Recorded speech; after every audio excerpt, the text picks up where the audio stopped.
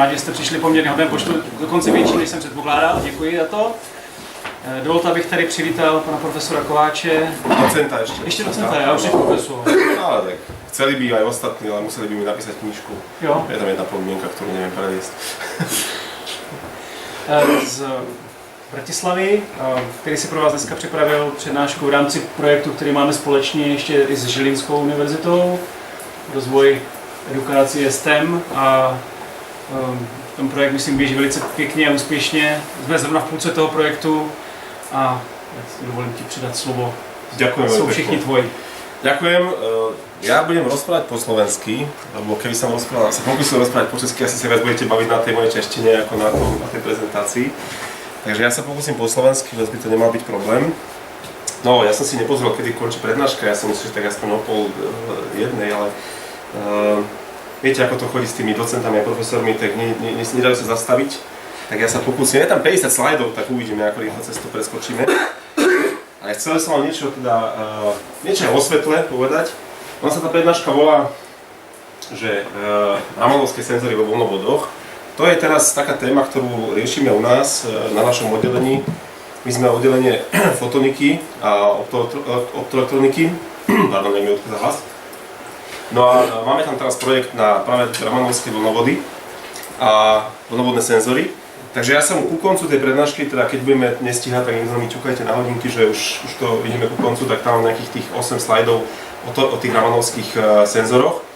Ale keďže je to mierené tak na študentov, ja viem, že ste určite mali veľmi veľa rôznych prednášok o šírení sa žiarenia a tak ďalej, ale ja by som si chcel byť istý, že budete rozumieť tomu, čo na konci je teda tie Ramanovské vlnovody. Tak som to poňal tak, že veľmi rýchlo preskáčeme cez elektromagnetickú vlnu ako takú. Možno sa niečo nové dozviete, a keď nie, tak aspoň si overíte, či ste to naučili správne. Prípadne vám vaši lektori môžu opraviť, že to učím zle. Uvidíme, či to bude dobré. Takže základom svetla a teda manipulácie so svetlom je to, že máme možnosť používať dve teórie. Jedna je časticová teória, druhá je teória vlnová. Tie slajdy sú po anglicky, alebo väčšina z nich je po anglicky, možno niekde sa objaví nejaký slovenský slajd. Ja to som taký troška tvrdý na mojich študentov, že slajdy mám po anglicky, lebo učíme aj Erasmákov, zrejme to máte nejaký podobný problém a dve prednášky stále modifikovať a robiť do kolečka, to je šialenstvo. A druhá vec je, že vy keď pôjdete niekam do praxe, tak ja si nemyslím, že existuje nejaký manuál v češtine, alebo koľko manuálov budete mať, všetko bude väčšinou v angličtine, keď máte nejaké zahraničné stroje a tak ďalej, keď budete robiť nejaký výskum, vedu, vývoj, nejaký, tak všetko to budete mať v angličtine. Takže nemal by to byť ani pre vás problém, predpokladám, takže budem pokračovať. Máme tam teda časticovú a vlnovú teóriu. Tá časticová teória a vlnová teória je veľmi jednoduchý prepočet. Energia častice rovná sa Plancková konštanta krát frekvencia. Čiže základom vlnovej teórie je frekvencia, základom časticovej teórie je energia fotónu. Fotón, ktorý v podstate zaviedol Einstein, neviem, či máte nejakú históriu fyziky alebo niečo, nejaké takéto prednášky, tak niekde v roku 1921, keď si dobre spomínam, neviem, či vám dobre slúži, bola tzv. Solvay konferencia, kde sa práve Planck s Einsteinom stretli na tej konferencii prvýkrát. Oni dovtedy boli dosť veľkí rivali. Ja by som nepovedal, že nepriatelia, ale rivali. Oni si vyčítali tie svoje teórie a ani jeden neveril tej druhej. Tam sa stretli, normálne si podali ruky a nakoniec zistili, že majú veľa spoločného. A odtedy spoločne tú teóriu vyvíjali, myslím, že v 23. Vyšla tá teória časticová, kde vlastne Einstein využil Planckovej teórie a teda zaviedol Planck zaviedol to najmenšie množstvo energie, povedal, že energia sa nedá deliť nekonečne, čiže je tam najmenšie množstvo energie a Einstein to využil a vytvoril tzv. Fotón. Čo sa týka toho elektromagnetického žiarenia, sa troška zastavím, lebo možno vám to vysvetľujú, tak ako to vysvetľujem ja, ale ja som tak prišiel k tomu, keď som študentom sa snažil vysvetliť s tou elektromagnetickou vlnou, čo najviac tie vlastnosti, aké má, tak idem od toho, že všetky tieto vlny, ktoré tu vidíte od rádiových vln až po gamma žiarenie, je to tá istá vlna. Je to presne to isté elektromagnetické žiarenie. Nič tam nie je rozdielne, len frekvencia. Frekvencia sa mení. A s tou frekvenciou, to je veľmi zaujímavá časť kvantovej fyziky, že keď začnete mať kvantové častice, tak oni absolútne kašľú na to, že ako my máme zavedenú fyziku a oni si tú fyziku riadia podľa svojich vlastných nejakých pravidiel A jedným z pravidlom je, že keď my prepočítame frekvenciu na vlnovú dĺžku, čo je veľmi jednoduché, to budeme mať v ďalšom slajde, ako to vlastne funguje, že vlastne vy máte nejakú frekvenciu, no tá vlna kmitá a ona sa šíri rýchlosťou svetla. To znamená, ona vytvorí v tom priestore nejakú vlnu a tá perióda je vlastne tzv. Vlnová dĺžka. Ale tá perióda je fyzická vlastnosť tej vlny, že si môžeme predstaviť, že fotón s touto frekvenciou je taká gulička a je presne taká veľká, ako je tá vlnová dĺžka. To znamená, keď zoberieme guličku rádiovej vlny, tak má niekoľko kilometrov, obrovská. Takáto gulička, keď sa šíri priestorom, povedzme vzduchom, tak pre ňu budova nemá žiaden nejaký vplyv, to je pre ňu smietka v oku. To znamená, rádiové vlny prechádzajú stenami, prechádzajú všetkým, hej, a máme ich na veľké vzdialenosti, cez kopec to prejde, všetkým to prejde, lebo pre ňu to je nezaujímavé, hej, kým to není veľké ako kilometr, tak to pre ňu nie je také zaujímavé. Čiže to sú rádiové vlny, preto ich používame hlavne na prenos rádia. Mikrovlny sú už kratšie. Hej, čím ideme s vyššou frekvenciou, tak ten prekmit tá vlna spraví rýchlejšie, to znamená, zmenšuje sa fyzická veľkosť toho fotónu. Mikrovlnné žiarenie je rádovo jednotky centimetrov. Ale keď zoberieme do úvahy index zlomu materiálu, tak vo vnútri v nejakej látke sa zmenší na niekoľko milimetrov. Čiže sú to nejaké milimetrové vlny vo vnútri. Oni by mali rovnaké vlastnosti, ako má tá rádiová vlna, lenže samozrejme už stena pre ňu je veľká, to znamená, neprejde cez stenu, to už je príliš veľká prekážka pre ňu. Ale zaujímavou vlastnosťou tejto časti spektra je, že frekvencia je veľmi podobná, alebo až by som povedal rovnaká, ako frekvencia kmitov molekúl vo vnútri v nejakých látkach. A keď sa tie frekvencie stretnú, to je tiež iný druh energie, hej? Tá vibračná energia vo vnútri je tá istá, je tiež energia. A keď sa tie energie stretnú s rovnakou frekvenciou, tak sa dajú absorbovať medzi sebou. To znamená, začne sa to jedlo zohrievať, hej? Alebo tá vec sa začne zohrievať, pretože tá frekvencia kmitov je presne taká istá ako frekvencia kmitov toho fotónu. Takže to je táto časť a potom ideme na optické žiarenie, ktoré je od ultrafialového cez viditeľné a cez potom na infračervené žiarenie. To sú veľmi krátke vlny. Hej, to sú vlny, ktoré majú rozmery 1 mikrometer, hej, tu začneme od 100 mikrometrov, povedzme, tá hranica sa hovorí, že 100 mikrometrov a prechádzame až po 1 mikrometer, potom je viditeľná časť, ktorá má stovky nanometrov. A potom je ultrafialové žiarenie, ktoré sa hýbe až do nejakých, no možno dneska 10 nanometrov. Tie hranice, by som povedal, že neberte nejako veľmi striktne, pretože tie hranice sa proste nejako museli stanoviť. Nikto vám nemôže povedať, že 100 mikrometrové žiarenie je mikrovlnné alebo optické, kto vám toto bude rozhodovať, hej. Čiže v princípe je to len tak akože úzus, že niekde v tejto oblasti je mikrovlna a v tejto oblasti je potom optické žiarenie. No a infračervené žiarenie, teda hovorím, stovky mikrometrov až 1 mikrometer, no neprejde ani cez list papiera. Lebo aj list papiera je väčší, to znamená, toto je žiarenie, ktoré je absolútne neškodné. Nič nám nedokáže urobiť, len prenáša energiu nejakým spôsobom, čiže je to veľmi zaujímavé žiarenie. Rovnako je na tom aj viditeľné žiarenie, s tým rozdielom, že ho vidíme. Čiže to je veľmi podobné žiarenie, tiež je ešte oveľa kratšie, ale má tú výhodu, že ho vidíme, tak sme tam vlastne máme to rozdelené. Potom prichádzame do ultrafialového žiarenia a tam sa začína lámať, pretože tá energia toho žiarenia, lebo nielen tá frekvencia, ale tá frekvencia súvisí s tou energiou, tá energia toho žiarenia začína byť taká veľká, že keď nejaký elektrón, čo je tiež nejaká forma energie, ten elektrón nejakým spôsobom pohltí ten fotón, tak môže vyskočiť von z materiálu, čo znamená, ten druhý materiál stane ionizovaný, lebo chýba mu ten elektrón. Čiže to je tzv. Ionizačné žiarenie, odtiaľ to až hore je to ionizačné žiarenie, tá energia je tak veľká, že začína ionizovať látky a to je práve to, tá nebezpečná časť toho žiarenia, že tým, že to ionizuje, že to vlastne nejakým spôsobom vytvára tieto ióny aj napríklad v našich bunkách, tak sa môže stať niečo také ako rakovina, že začnú sa tie bunky šíriť a tak ďalej nekontrolovane, proste sa tam poruší nejaká DNA, jednoducho to môže spôsobovať problémy. V podstate ultrafialové žiarenie spôsobuje aj starnutie veľmi rýchlo. To viete, že keď ste na púšť položili nejakú dosku, nie je tam ani ľad, ani sneh, ani dážď, ani nič, a tá doska sa rozpadne po rokoch, pretože to UV žiarenie proste zničí, tam postupne to likviduje. Čiže to je ultrafialové žiarenie a už teda je ionizačné a začína byť nebezpečné. Potom máme tzv. X-rays, alebo teda rentgenové žiarenie po slovensky a česky. Prečo začína rentgenové žiarenie prechádzať cez ľudské telo? Tu si človek musí uvedomiť, že na akej úrovni sa nachádzame. Tu teraz sa pozrieme práve na tieto rozmery. My sme na úrovni jednotiek pikometrov a desiatok, stoviek pikometrov. Viete niekto povedať takto z hlavy, že aká je približne priemerná medziatomárna vzdialenosť medzi dvoma atomami? V kryštáloch, zhruba, na akej úrovni?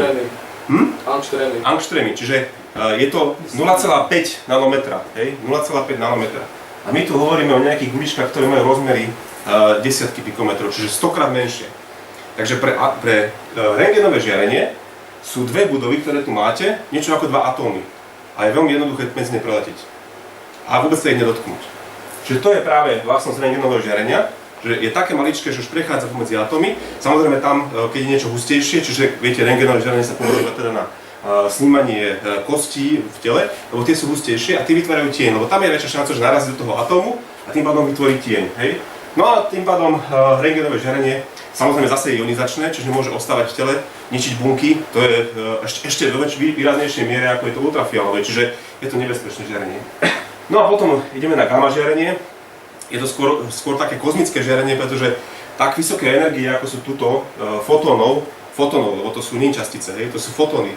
Tak fotónov my nedokážeme vyrábať, nemáme žiaden nástroj na to, aby sme to vyrobili, čiže to sú väčšinou z vesmíru prichádzajú takto veľmi vysokoenergetické fotóny.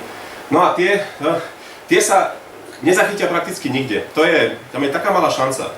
Pre nich sú tieto dve budovy, alebo ľudia, alebo čo, sú tak ďaleko, ako je Slnko od Zeme.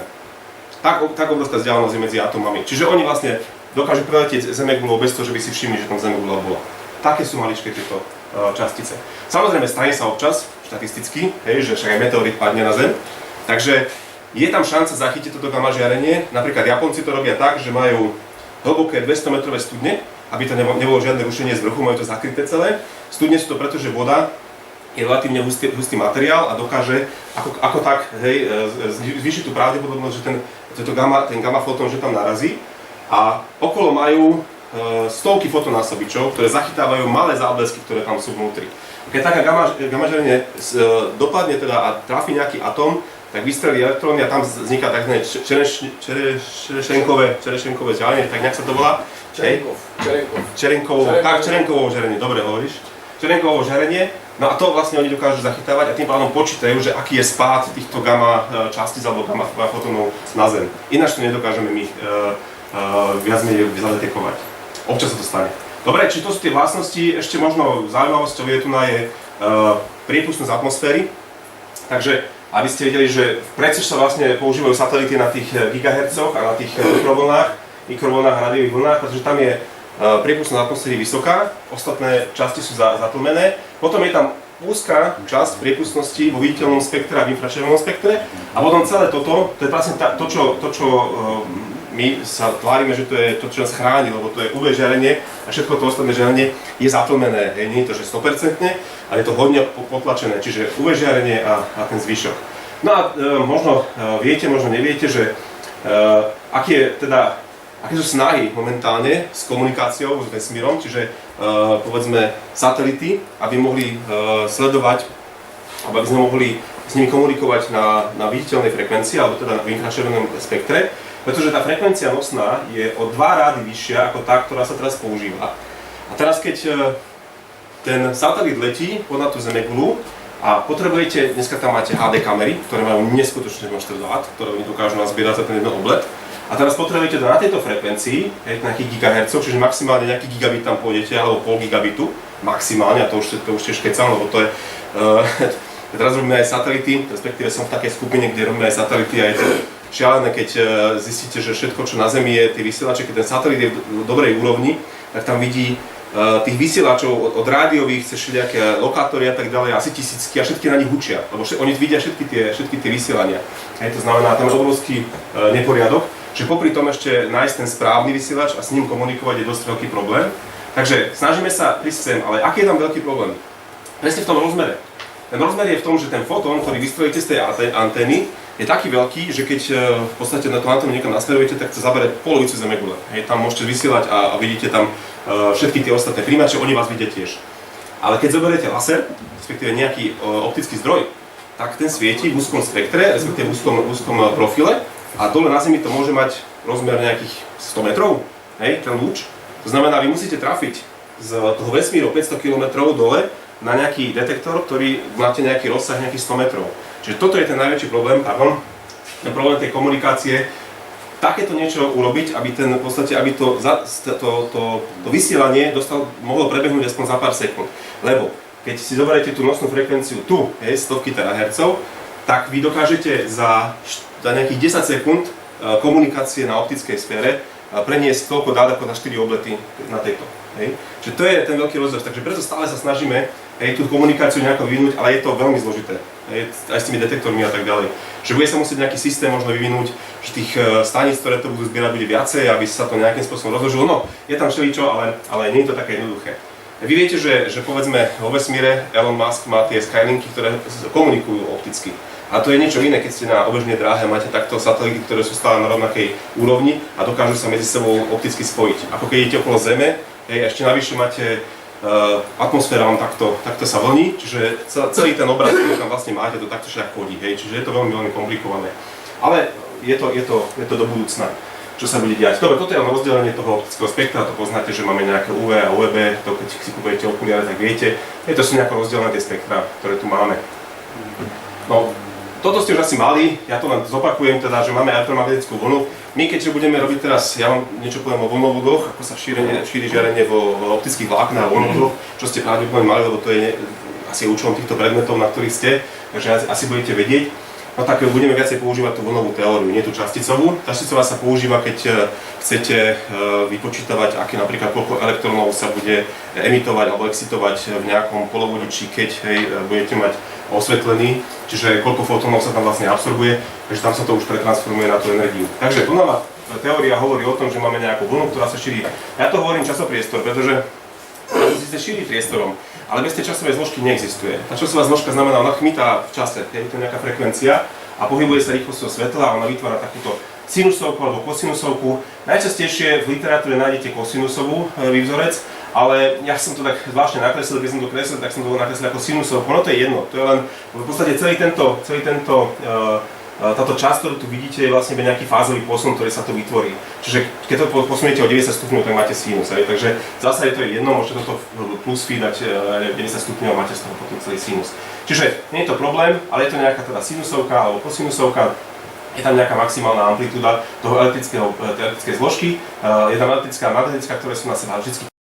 No a potom, tuto je ten rozmer, fyzický rozmer, čiže smer osy Z, ako sa ona šíri, čiže môžete si zadať nejakú hodnotu. Keď chcete vedieť okamžitú hodnotu elektrického pola, tak si zadáte nejakú pozíciu od začiatku a čas, v ktorom sa to udialo a vtedy dostanete presne fázový posun a dostanete presne nejakú intenzitu elektrického pola odtiaľ. Jedno z toho toto sa volá tzv. Vlnový vektor, to je K rovná sa 2π/λ. A druhé slovo sa volá tzv. Uhlová frekvencia alebo uhlová rýchlosť a je to vlastne frekvencia, je to 2πf alebo 2π/t, lebo f je 1/t, čiže frekvencia je pretočená hodnota periódy. A toto je vlastne celé vytvára dokopy fázu, tam to plus phi, to je len, že si tam dáte nejaký začiatočný bod. Veľmi rýchlo prejdem cez tzv. Wavefronty po anglicky alebo vlnoplochy po slovensku-česky, neviem ako to u vás voláte, vlnoplocha, tiež to je vlnoplocha, že? Takže sú dva, ktoré sú tzv. Ideálne, v živote sa s tým nestretnete. Takéto vlnoplochy neexistujú. Ale keď chceme niečo počítať, tak niekedy sa tak stvárime, že takéto vlnoplocha existuje. Čiže máme tzv. Rovinnú alebo plane wave, čiže takže plane wave, a ktorá vlastne má všetky fázy tých vln, bo to už je balík vln, to už nehovoríme o jednej vlne, hej. Ten balík vln má v jednej rovine. Hovorí sa, že svetlo zo slnka už je skoro rovinné, ale nie je ešte, principiálne nie, lebo to je guľa, ktorá svieti do všetkých smerov, ale pri takej vzdialenosti už sa tvárime, že to žiarenie je relatívne rovinné. Potom sú tzv. Kruhové alebo sférické, či guľové vlnoplochy. Ale tam by musel existovať ten bod, ktorý úplne ten najmenší bod a musel byť guľový a musel by tam svietiť, aby taká plocha existovala.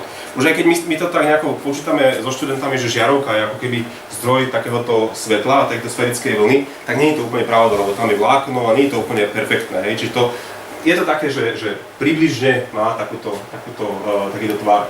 Čiže to sú tieto dve a ich v zásade kombináciou alebo realita je tzv. Divergentný zväzok. Ono aj keď sa vy pokúsite zakolimovať, to sa možno už stalo, a možno, že máte také ešte stále naivné predstavy, ako som mal ja, keď som bol vo vašom veku, že svetlo sa dá zakolimovať rovno a bude stále fungovať, že bude stále rovno, tak to sa nedá. Neexistuje táto možnosť. Aj keby vychádzalo rovno, to si dáme, to som tam na nejakom slide nechal, aj keby vychádzalo rovno, že ho zakolimujete úplne, tak sa začne časom rozbiehať. To je z princípu toho svetla a z princípu jeho fyzikálneho princípu, sú to kvantové častice a oni sa takýmto spôsobom správajú, že každá z nich vytvára nový zdroj svetla, hej, a tým pádom oni sa vždy budú rozbiehať. Či chcete, či nechcete. Časom. Takto to vyzerá. Hej. Čiže aj keby ste mali rovinu, ktorá svieti, tak ona takto sa pretransformuje do divergentného zväzku. A toto sa volá tzv. Difrakčný limit. Ono to funguje obidvoma smermi. Čiže mám nejakú štrbinu a keď tú štrbinu budem zužovať, tak ten divergencia bude stále väčšia a väčšia. Hej, to je princíp, povedzme, štrbiny, kde potom vidíte také difrakčné obrazce, myslím, že tam som to nechal ako ďalší slajd alebo niektorý ďalší slajd, kde to mám ukázané, ako to funguje, keby cez štrbinu prechádzalo svetlo, ale môže vychádzať aj z nejakej plôžky.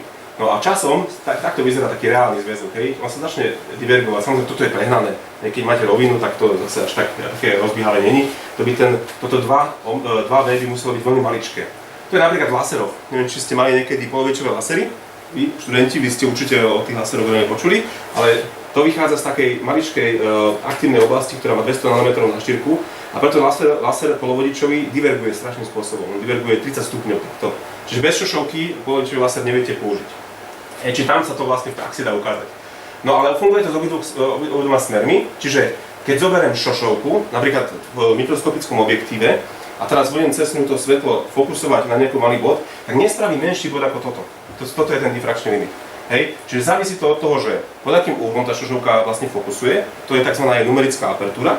A z tej numerickej apertúry, hej, čím vlastne v tomto prípade je to lepšie, že čím viac divergoval ten zväzok, tak tým menší bod dokážem spraviť. Čiže keď zoberiem stovku objektív, ktorý takto fokusuje, tak viem spraviť menší bod, ako keď zoberiem desinu objektív, ktorý má takýto uhol. A teda minimálne, hej, od toho uhla, potom aj od vlnovej dĺžky. Čiže to je zase difrakčný limit pre pozorovanie vecí pod mikroskopom optickým. Keď chcete pod mikroskopom optickým vidieť niečo menšie, ako ja neviem, vlnová dĺžka práve toho žiarenia, ktoré používate, je to nemožné. Pretože to je presne ten princíp tej guličky. Ten fotón je gulička a ten fotón proste menší obraz vám nezobrazí, hej? No a aj tento difrakčný limit tomu ešte potom sa dáva k tomu navyše, čiže ešte menšie rozlíšenie máte v podstate ako tá vlnová dĺžka toho žiarenia. Takže preto vlastne sa používa, a tu by som možno povedal, že preto sa používa elektrónny mikroskop, kde kvantové častice, ktoré sú elektróny v tomto prípade, sa správajú úplne rovnako ako fotóny. To si treba troška uvedomiť, ako som hovoril, že ten kvantový svet sa neriadi našimi zákonmi, tak ten kvantový svet, v tom kvantovom svete žijú častice, teraz to tak približím ako ľudský, žijú častice, ktoré mali najlepších profesorov štatistiky na svete. Štatistiku ovládajú úplne dokonale a podľa nej sa správajú. Čiže všetky kvantové častice sa správajú štatisticky. A dokonca oni vedia interagovať sami so sebou. Vy keď máte, povedzme, nejakú štrbinu, kde by malo žiarenie sa odrážať od obidvoch tých zrkadiel a tá frekvencia, samozrejme, alebo tá vlnová dĺžka toho žiarenia spôsobí to, že tá spätná vlna by sa zničila s tou pôvodnou, tak do tejto kavity vám tá častica nevleze. Ona tam proste nepôjde. Ona odíde, ona pôjde iným smerom. A to je presne to, prečo vlastne funguje interferencia. Hej? A ja sa k tomu dostanem časom. Takže aj keby tam bola samotná tá častica, aj tak tam nevleze, aj keby tam neboli tie ostatné, aj keby to nemalo nič čo zničiť, tak ona aj tak študovala štatistiku dobre a vie, že tam nesmie ísť. A to je aj princíp potom toho difrakčného obrazca, ktorý máte z prechodu cez štrbinu. Ešte posledná vec z tohto obrázku, čo som chcel ešte ukázať, že na tomto mieste väčšinou študentom hovorím, že celá práca so svetlom a s optikou a s fotonikou je alchýmia. Je to alchýmia, tam presne neviete zadefinovať nič. Ako hovorím napríklad aj, keď chcete zistiť nejakú pozíciu elektrónu napríklad, hej, to je kvantová častica, tiež to je štatistika, že pozíciu elektrónu vy nedokážete určiť presne, ale viete, že s pravdepodobnosťou 80% tu nejaký bude. To je jediné, čo viete povedať. Nič viac o tom neviete povedať. A teraz to isté platí pre zväzok optický, väčšinou časom, alebo už prirodzene z toho, aký je zdroj, vychádza tzv. Gaussovský zväzok, že najviac intenzity je v strede toho zväzku a postupne klesá smerom k okrajom. A kde je nula? No, to je tá alchymia.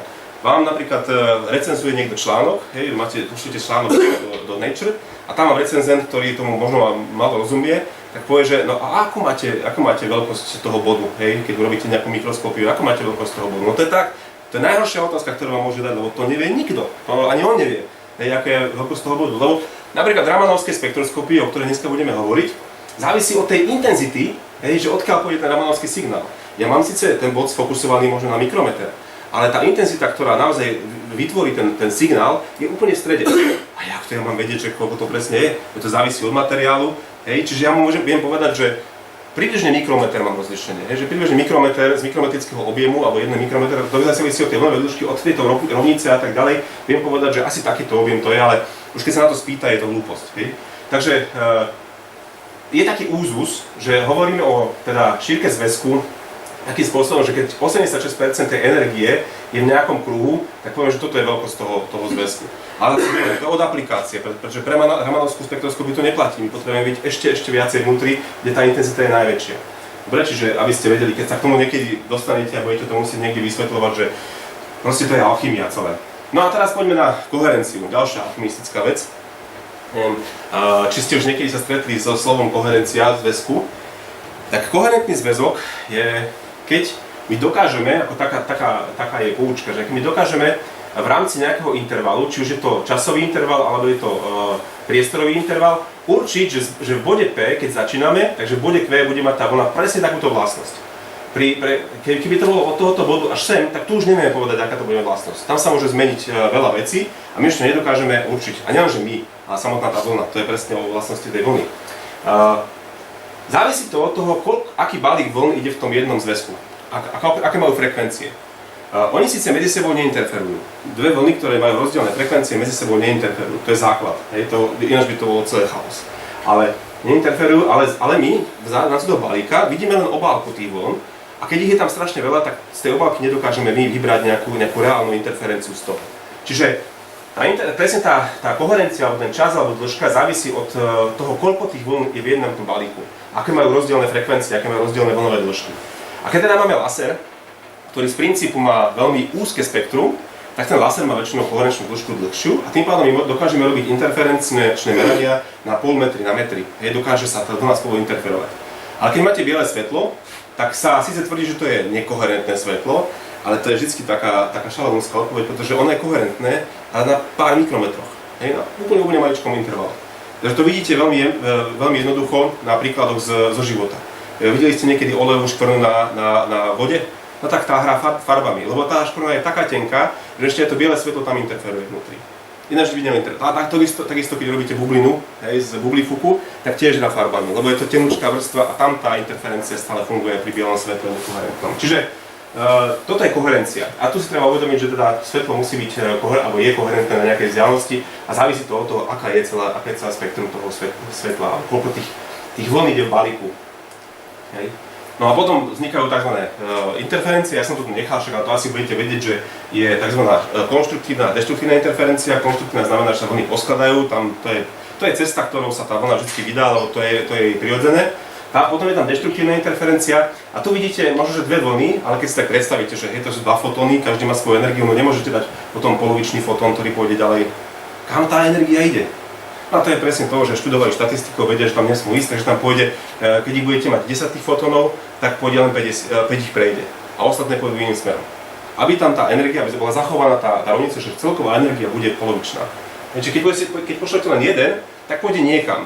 Ale keď ich začnete posielať takto za sebou, aj po jednom, keď ich posielate, tak štatisticky budete vidieť, že pôjdu presne tam, jak ste chceli, že tu ich pôjde 50%, tu ich pôjde 20% a tak ďalej. Tak aj vypočítate z tých štatistických rovníc. Čiže keď máte tento prípad, že by tam nešlo nič, tak tam žiaden fotón proste nepôjde tým smerom. Ten smer je zakázaný, ten fotón. Preto vlastne fungujú aj tie fotonické kryštály, že vlastne vy zakážete tomu fotónu tým smerom ísť a on tam proste nepôjde, lebo pre neho to je nepovolený. A to isté je analogia v elektronike. Keď máte mriežku atómov, tak sú zakázané stavy elektrónov, ktoré tam jednoducho nemôžu nastávať. Tak jednoducho tam tie elektróny také nebudú. To je vlastne tým spôsobíte, že ten polovodič bude priehľadný pre niektoré energie fotónov, takže tam nemôžu také energie nastávať v tom polovodiči. No tu máme tú difrakciu, to je vlastne troška analogia k tomu, čo som hovoril o tom difrakčnom limite. Tak tu je napríklad tá štrbina, z ktorej to vychádza. Keď ju budem zmenšovať, tak stále väčší a väčší konus bude, kade budú tie fotóny sa snažiť uniknúť z nej. No a tu sa budú vytvárať tzv. Tmavé a svetlé pásy. Svetlé pásy znamená, že tu fotóny dopadajú Tmavý pás znamená, že tu fotóny nedopadajú. Ten experiment je veľmi jednoduchý a zrejme ho to možno aj niekde máte, že takto spravíš turbínu a vidíte tam takto pásiky, sa vytvoria a ešte tá vlna pôjde takýmto smerom. A je to práve tá štatistika. Vyplýva to z ich, teda, tej štatistickej povahy tých fotónov a jednoducho všetky pôjdu tu ich pôjde zo pár, tu ich pôjde veľmi málo a tu nepôjde žiaden. Tak to je. A funguje to takisto aj s elektrónmi, lebo ten experiment bol prvýkrát spravený s elektrónmi. Že vieme, jeden elektrón vieme posielať nejakou energiou cez štrbinku. A najprv dávali, že veľa elektrónov, vytvorili sa pásiky a potom si povedali, že no ale keď bude samostatný elektrón, bude to takisto. No a bolo to takisto. Postupne spúšťali veľa, ale postupne po jednom a stále tam tie pásiky boli úplne rovnako. Čiže oni presne vedia štatisticky povedať, že kto, kde a ako má ísť. A to je tá zaujímavá vec na tej kvantovej fyzike, že to s realitou nemá nič spoločné našou, ktorú poznáme. Dobre, ešte sa trošku sa pristavíme pri polarizácii, aby ste troška rozumeli aj tej polarizácii žiarenia. Keď hovoríme o polarizácii žiarenia, tak častokrát sa stretnete aj s takým výrazom, že transverzálne magnetická, transverzálne elektrická vlna. To, že je transverzálne magnetická, neznamená, že začneme počítať nejaké príklady alebo niečo začneme počítať s magnetickým polom. My to magnetické pole, ktoré vytvára tá častica, ignorujeme. Pretože my vieme, že to magnetické pole je vždycky kolmé na to elektrické a vždycky má presne danú amplitúdu takú prepočtom cez konštanty z tej elektrickej. Takže vždycky hovoríme iba o elektrickej zložke toho žiarenia. Hej? Že to nesmierno sa pohybuje. Čiže tieto vlny, ktoré tu máte nakreslené, tak to je ich elektrická zložka. No a to vlastne hovorí o ich polarizácii. A keď ich je viacej, hej, keď bola jedna, tak hovoríme o lineárnej polarizácii, lebo ona v jednom smere kmitá a ide nejakým smerom. Ale keď ich je viacej, tak sa začnú skladať tie elektrické vektory. A vlastne iba výsledný elektrický vektor nám hovorí o tom, aký bude polarizovaný ten zväzok. Hej? Čiže môže byť, keď sú od seba, keď sú takto 90 stupňov na seba kolmé, ale sú v tej istej fáze, tak vlastne celá tá energia bude kmitať v tomto smere. Hej? Na 45 stupňov múmu. Čiže to je takéto lineárna polarizácia. Keď by sme mali posunúť tie vlny o 90 stupňov fázu, tak tam, kde má jedna maximum, tu na vľavo, tak druhá má minimum, a tá druhá má maximum práve tuto hore. Čiže ten elektrický vektor začne takto sa točiť, hej, v kruhu a jeho maximálna hodnota bude sa takto točiť v kruhu a to sa volá kruhová polarizácia. Takúto polarizáciu v zásade v živote nenájdete. Aby boli presne tie strany rovnaké, to je prakticky nemožné. Čiže reálne sú väčšinou takéto elektrické polarizácie, že jedna strana má nejakú hodnotu, druhá nejakú, čiže takto nejakým spôsobom sú. A oni sa môžu točiť dvoma smermi. On sa môže točiť doprava alebo doľava. A vtedy hovoríme o ľavotočivej a pravotočivej polarizácii. Dobre, ešte už len spomeniem útlm vo vnútri. Čiže útlm je spôsobený, keď je ten materiál absorpčný. Z toho vyplýva nejaký absorpčný koeficient. My keď hovoríme vo vlnovodoch, keď počítame, že akým spôsobom sa tá vlna správa vnútri v tom vlnovode, potrebujeme vedieť jeho tzv. Propagačnú konštantu alebo konštantu šírenia sa žiarenia. A to je táto beta. Ona skladá z dvoch častí, jedna je reálna, druhá je komplexná. A tá reálna časť, to je vlastne index lomu, lebo to je ten vlnový vektor, to je 2pi n lomeno lambda. Čiže to je 2pi, tuto je vlastne 2pi n lomeno lambda. A tá komplexná časť, to je vlastne tzv. Kappa, to je extinkčný koeficient, ktorý sa dá vypočítať z vlastností toho materiálu. Je tam veľký súvis medzi dielektrickou konštantou epsilon a indexom lomu. Dajú sa ľahko prepočítať, lebo aj dielektrická konštanta má aj svoju komplexnú zložku a zrovna aj index lomu má aj reálnu, aj komplexnú zložku. A tá komplexná zložka indexu lomu hovorí presne o tom, ako sa bude utlmovať tá vlna vo vnútri. Komplexnú zložku indexu lomu majú hlavne kovy. Kovy sú v tomto expertné. Dielektrika a polovodiče majú častokrát pre to, kde počítame, majú ju nulovú, čiže tam nemajú žiadnu absorpciu, my môžeme počítať iba s indexom lomu. To je to, čo ste sa vlastne na stredných školách, na základných školách učili, Snellov zákon lomu, ako sa láme vlna, tam ste používali iba reálnu časť indexu lomu, čiže to je tá vlastnosť toho svetla. Hej, a tá druhá vlastnosť toho materiálu, že vlastne odkláňa to svetlo, a tá druhá vlastnosť toho materiálu je útlm, ktorý ste vy tam nepočítali. Čiže to je toto K, alebo kappa. A z toho sa dá absorpčný koeficient vypočítať veľmi jednoducho cez konštanty, lebo to závisí od vlnovej dĺžky. No a potom útlm a nie jedného fotónu. Pozor, lebo fotón je kvantová častica, jedna z mála, ktorá neexistuje bez rýchlosti. Ona sa nedá spomaliť. Nedá sa spomaliť. Musí mať tú rýchlosť, ktorá je daná. Tá rýchlosť sa riadi aj indexom lomu, čiže keď vôjde do druhého materiálu, tak rýchlosť, to znamená, ona kmitá rovnakou frekvenciou, lebo tá frekvencia dáva jej energiu, ale spomalí sa, to znamená, vlnová dĺžka sa skráti. Čiže ono takto bude kmitať vo vnútri. Nedá sa zastaviť. Keď zastavíte fotón, zanikol. Bez rýchlosti nemá nič.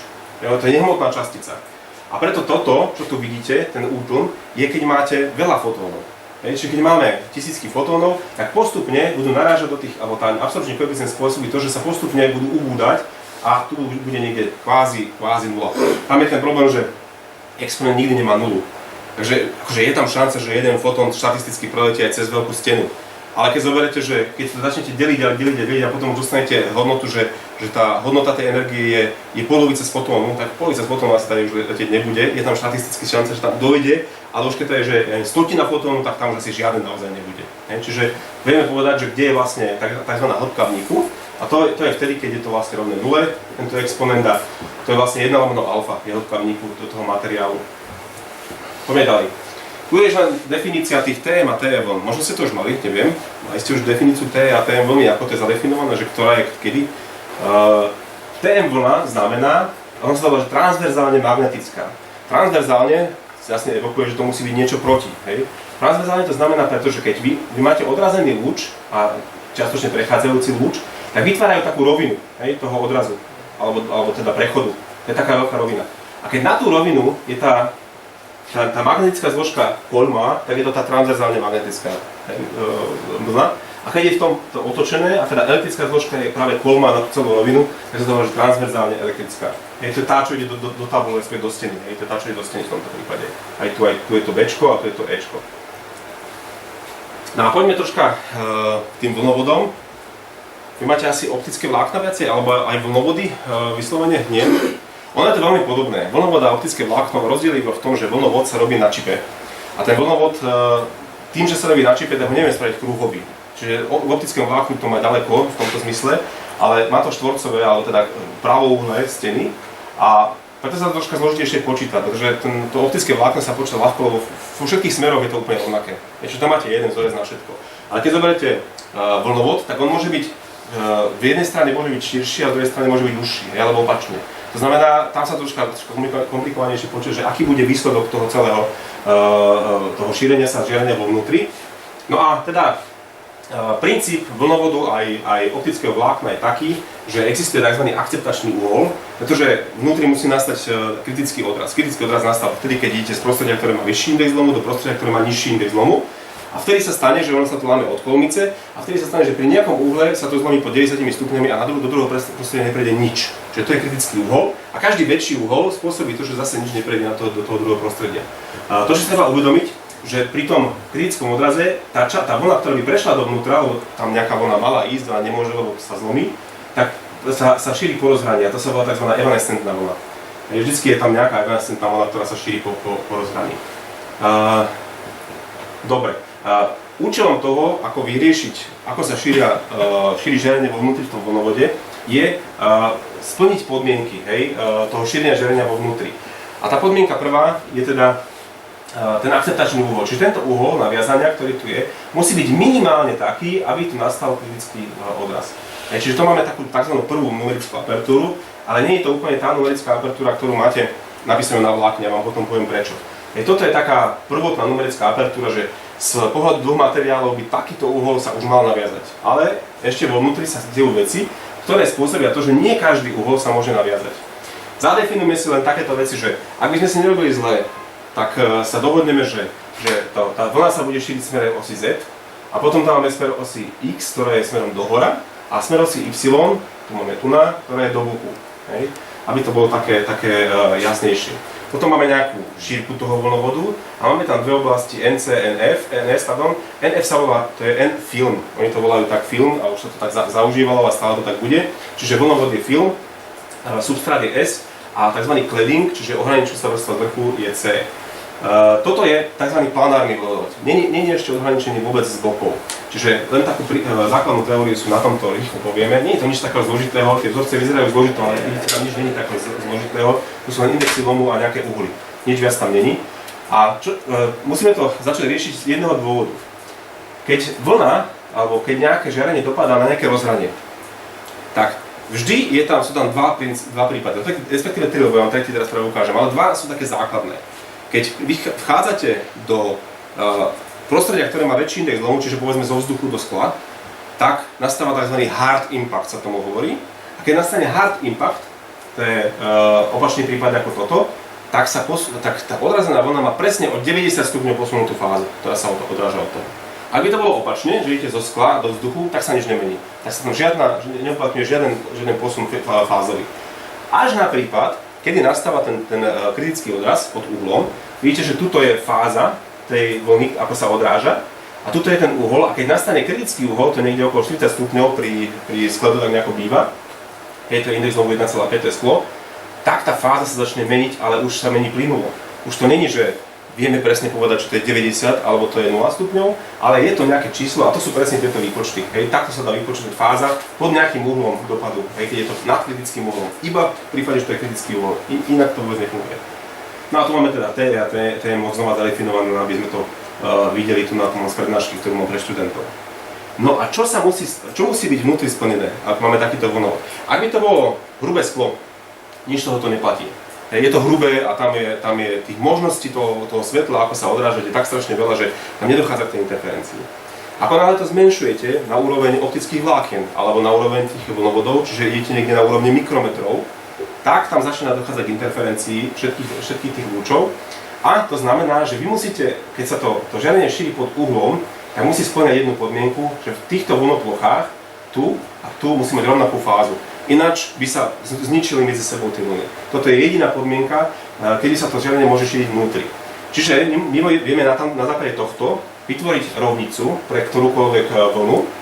A tá rovnica sa volá, že disperná rovnica. Čiže my musíme mať rovnicu šírenia sa tej vlny mínus, teda takto, že to vychádza z tých AB, tých vzdialeností tu na AB, oni toto prepočítali a nakoniec to vyšlo, že toto je tzv. Disperná rovnica, čiže táto časť hovorí o tom, aký je hrubý ten vlnovod, aká je vlnová dĺžka, to je tu na vkánuma, hej, tu je vlnová dĺžka, aká je vlnová dĺžka, aký je index vlnu toho jadra a pod akým uhlom sa šíri, mínus dvakrát ten fázový posun na každom tom rozhraní, čiže dvakrát phi c, minus dvakrát phi s, lebo fázový posun sa uplatňuje dvakrát v tomto prípade. A to celé musí byť násobok 2π. To m je vlastne celé číslo. Čiže prvý mód bude mať číslo 0, čiže toto celé sa rovná 0, druhý mód to sa rovná 2π, tretí mód sa rovná 4π a tak ďalej a tak ďalej. A iba tieto módy sa budú šíriť vo vnútri. To znamená, že sa nám zúžilo spektrum, zúžilo sa nám spektrum, ja teraz sa vrátim sem iba narýchlo. Zúžilo sa nám spektrum týchto všetkých uhlov na to, že iba niektoré z nich, ktoré spĺňajú tú podmienku, tam budú naviazané diskrétne, tam nebudú všetky tieto, ale tam budú len tie, ktoré spĺňajú tú podmienku vo vnútri. Čiže tak vyberáme vlastne módy, ktoré budú vnútri. A my vieme zmenšiť ten vlnovod do takej miery, že tam bude sa šíriť iba jeden mód a to sa volá jednomódové vlákna. Čiže keď zmenšíme ten prierez, tak iba jeden jediný mód splní túto podmienku a tým pádom sa volá jednomódový. Tam potom už sa vám potom dochádzajú, keď tomuto porozumiete, vám dochádzajú tie veci, že prečo jednomódové vlákna sú nie na veľké vzdialenosti. No pretože tam iba je jeden uhol naviazania. To znamená, keď tam dáte akýkoľvek super zdroj, tak iba z toho jedného uhla sa naviaže žiarenie. A navyše toho žiarenia, tak sa nedá potom preniesť do tej maličke, sa nedá preniesť na takú veľkú vzdialenosť. Ale keď tam bude iba jeden ten mód, tak to bude veľmi rýchle. Lebo tie módy medzi sebou, ten ďalší mód bude mať väčšiu dráhu v tom vlnovode alebo v tom vlákne. A každý ďalší bude mať ešte väčšiu dráhu. A vy musíte počkať na tie najposlednejšie módy na konci. Keď máte, dobre, nie v nejakom čipe, lebo to je krátke, ale povedzme na 100 km idete s vláknou. Na 100 km ten rozdiel už je v rádovo v pikosekundách. A ten rozdiel vám hovorí o tom, že vy nemôžete použiť to vlákno na terabitový prenos, ale iba na gigabitový prenos. No ale keď chcete robiť lokálnu sieť, čiže v rámci nejakých 10 km, tak tie jednomódové vlákna sú super. Takže tam tie sú veľmi rýchle, tam môžete veľmi rýchlo používať, lebo tam je iba ten jeden jediný mód. Dobre, poďme ďalej, aby som sa nezdržoval, neviem koľko hodín. Času, však ja idem moc rýchlo, možno, že skončíme skorej. Možno nie. Dobre, tu sme si zadefinovali teda, že existuje disperzná rovnica, ktorá toto hovorí. My z tej disperznej rovnice, aby ste pochopili, prečo sa vlastne optické vlákna a optické vlnovody simulujú, lebo vy máte zadané, že mám takúto hrúbku toho vlnovodu, alebo toho optického vlákna, tam je ten jadro nejaké veľké. A teraz chcem vedieť, koľko módov sa tam šíri. No tak z tejto rovnice to sa zbláznite. Pretože ten uhol šírenia, alebo že pod akým uhlom sa to šíri. Z tejto rovnice, ten uhol je v tejto časti, keď si spomeniete, ako to bolo na definície, v tejto časti, to je iterácia a to sa zbláznite z tej iterácie.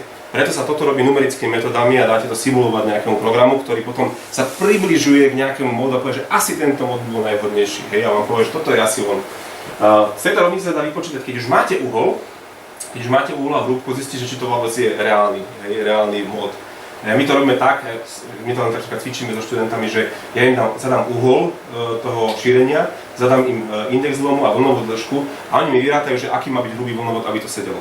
To sa dá, to je veľmi ľahké z tohoto vypočítať. V praxi ale samozrejme opačným smerom a tým pádom potrebujete numerické metódy na počítanie takýchto vecí. Iba rýchlo zadefinujem, že z tých numerických metodov na konci budem mať nejaké simulácie, čo robíme, aby ste teda pochopili to, že čo to je vlastne ten efektívny index zlomu. Keďže sa to žiarenie šíri pod nejakým uhlom, ale v smere osy Z, nás zaujíma tá zložka, ktorá sa šíri v smere osy Z. Keď ona sa šíri pod nejakým uhlom, tak existuje zložka, ktorá ide smerom dohora. To sú väčšinou tie straty, lebo to sa šíri zlým smerom. Čiže my to rozdelíme na dve časti. Jedna časť bude teda tá konštanta šírenia v smere osy Z, a to je tá správna. A tá potom má tzv. Efektívny index zlomu, pretože to je index zlomu toho materiálu krát sinus šírenia toho uhla, čiže to je táto zložka, hej, z toho trojuholníka. To je táto zložka. Čiže čím kolmejšie pôjdem, tak tým ten efektívny index bude menší a menší. Menší. Hej, stále bude menší a menší. A až bude menší, a teraz to je ten trik, ktorý ma naučil môj kolega Maťko Ziman, lebo vy keď dáte tomu simulačnému programu simulovať a že chcete tam nájsť 65 módov, tak on vám ich tam nájde. Všetkých 65. Ale on vám vyhodí efektívne indexy zlomu, ktoré sú menšie ako index zlomu, povedzme, toho claddingu alebo substrátu. V tom prípade ste už niekde za hranicami reality. Taký mod tam neexistuje, ale on ho vypočíta. Čiže on treba byť v tých simuláciách opatrný a skontrolovať si, že či ten efektívny index zlomu už není nereálny. Dobre? Čiže efektívny index zlomu. Potom máme také dve časti, pretože to žiarenie vždy prechádza, to si povieme na ďalších sladoch, aj do tých druhých častí. Žiarenie vždy musí vychádzať z toho prostredia o kúsok vyššie alebo nižšie, čiže reálne sa to šíri vo väčšom priestore. No a táto zložka, ktorá ide týmto smerom, tak sú pre nás tie straty. Preto napríklad, keď počítate optické vlákna, tak ten prvý mód, ten jednomódový má najmenšie straty, pretože sa šíri pod najväčším uhlom a najmenej toho žiarenia vychádza von. Každý ďalší mód je už pod väčším uhlom a už má väčšie straty. Čiže preto má jednomódový vlnovod najnižšie straty, lebo my nepredpokladáme, že tam je absorpcia vnútri. Ten materiál neabsorbuje nič. Jediné straty sú v tom, že sa šíri týmto smerom. A prosím, zapamätajte si, priamy mód neexistuje. Niekto sa snaží to, niekde v nejakých obrázkoch som videl dokonca v knižkách nakreslené, že priamy mód, to neexistuje. Už vo vlákne už vôbec nie, lebo to ohniete, už ten priamy mód tam neexistuje. A v tých vlnovodoch, ktoré sú na čipoch, čisto teoreticky by mohlo byť, že by ste prestrojili ten fotón akože krížom priamo, ale to v praxi nefunguje vôbec. Tam sa nemôže taký mód šíriť. Dobre? Čiže nultý mód je ten, ktorý sa šíri pod prvým uhlom, tým najmenším uhlom, hej, alebo najväčším v tomto prípade, lebo to je ďalšia vec, ktorú som našiel v nejakej literatúre, na čo si dávajte pozor, a oni to niekedy vymieňajú. Hej, spravia konštantu šírenia, že to je kosinus, pretože oni vychádzajú z toho, že toto je rozhranie prvé, tu majú kolmicu, tu je ten prvý uhol a ten ďalší uhol potom berú odtiaľto. A to je absolútne proti zákonom optiky, pretože vždycky uhol dopadu a uhol odrazu je rovnaký, pretože tam je k tomu rozhraniu vždycky kolmica. Čiže vždycky to je táto kolmica a tento úhol je to vždycky. Dobre? Čiže môže sa to nájsť, už som to našiel v literatúre alebo v nejakom časopise, že to boli to opačne a je to totálne blbosť. Hej? No a teraz sa vráťme k tomu, že prečo sa šíri to žiarenie aj vonku, lebo práve tá zložka, ktorá tu nám vychádza, hej, to je tá, čo mala výsť von, a to je tá evanescentná vlna, ktorá sa šíri v podstate na rozhraní tých dvoch prostredí, tak tá presakuje do toho druhého prostredia, čiže tá intenzita toho pola potom je taká, že časť sa šíri vonku, tá najväčšia časť sa šíri vnútri a potom zase časť sa šíri vonku. Toto je ten prvý mód. On spôsobuje to, že keď sa skladajú tie vlny, toto je už tretí mód, hej, keď sa skladajú tie vlny, tak tie maximá vždy vychádzajú tu a tu, to je tretí mód. Prvý mód vychádza tak, že to maximum je vždy tuto. Je taký uhol to je, že vždycky maximum tej vlny, keď ju takto zoberiete, to je polvlna, vždycky bude v strede, čiže celá tá energia bude v strede sa šíriť. Takže toto je prvý mód, druhý mód, tretí mód. Takto vyzerajú priebehy vo vnútri toho elektrického pola, intenzity elektrického pola vo vnútri. A vždycky si pozrite, že teda prvý mód má najmenší presah, a tie ďalšie módy majú oveľa väčší presah do toho druhého prostredia. Lebo to je logické, že či budete dávať väčší úhol, tak keď budete mať 90, tak všetko prejde dovnútra. Čiže postupne sa prelieva tá energia do vonkajška a do vnútrajška. No, tak, to bola troška teórie, dúfam, že nezaspali všetci. nepočul som chrápanie, tak je to dobré.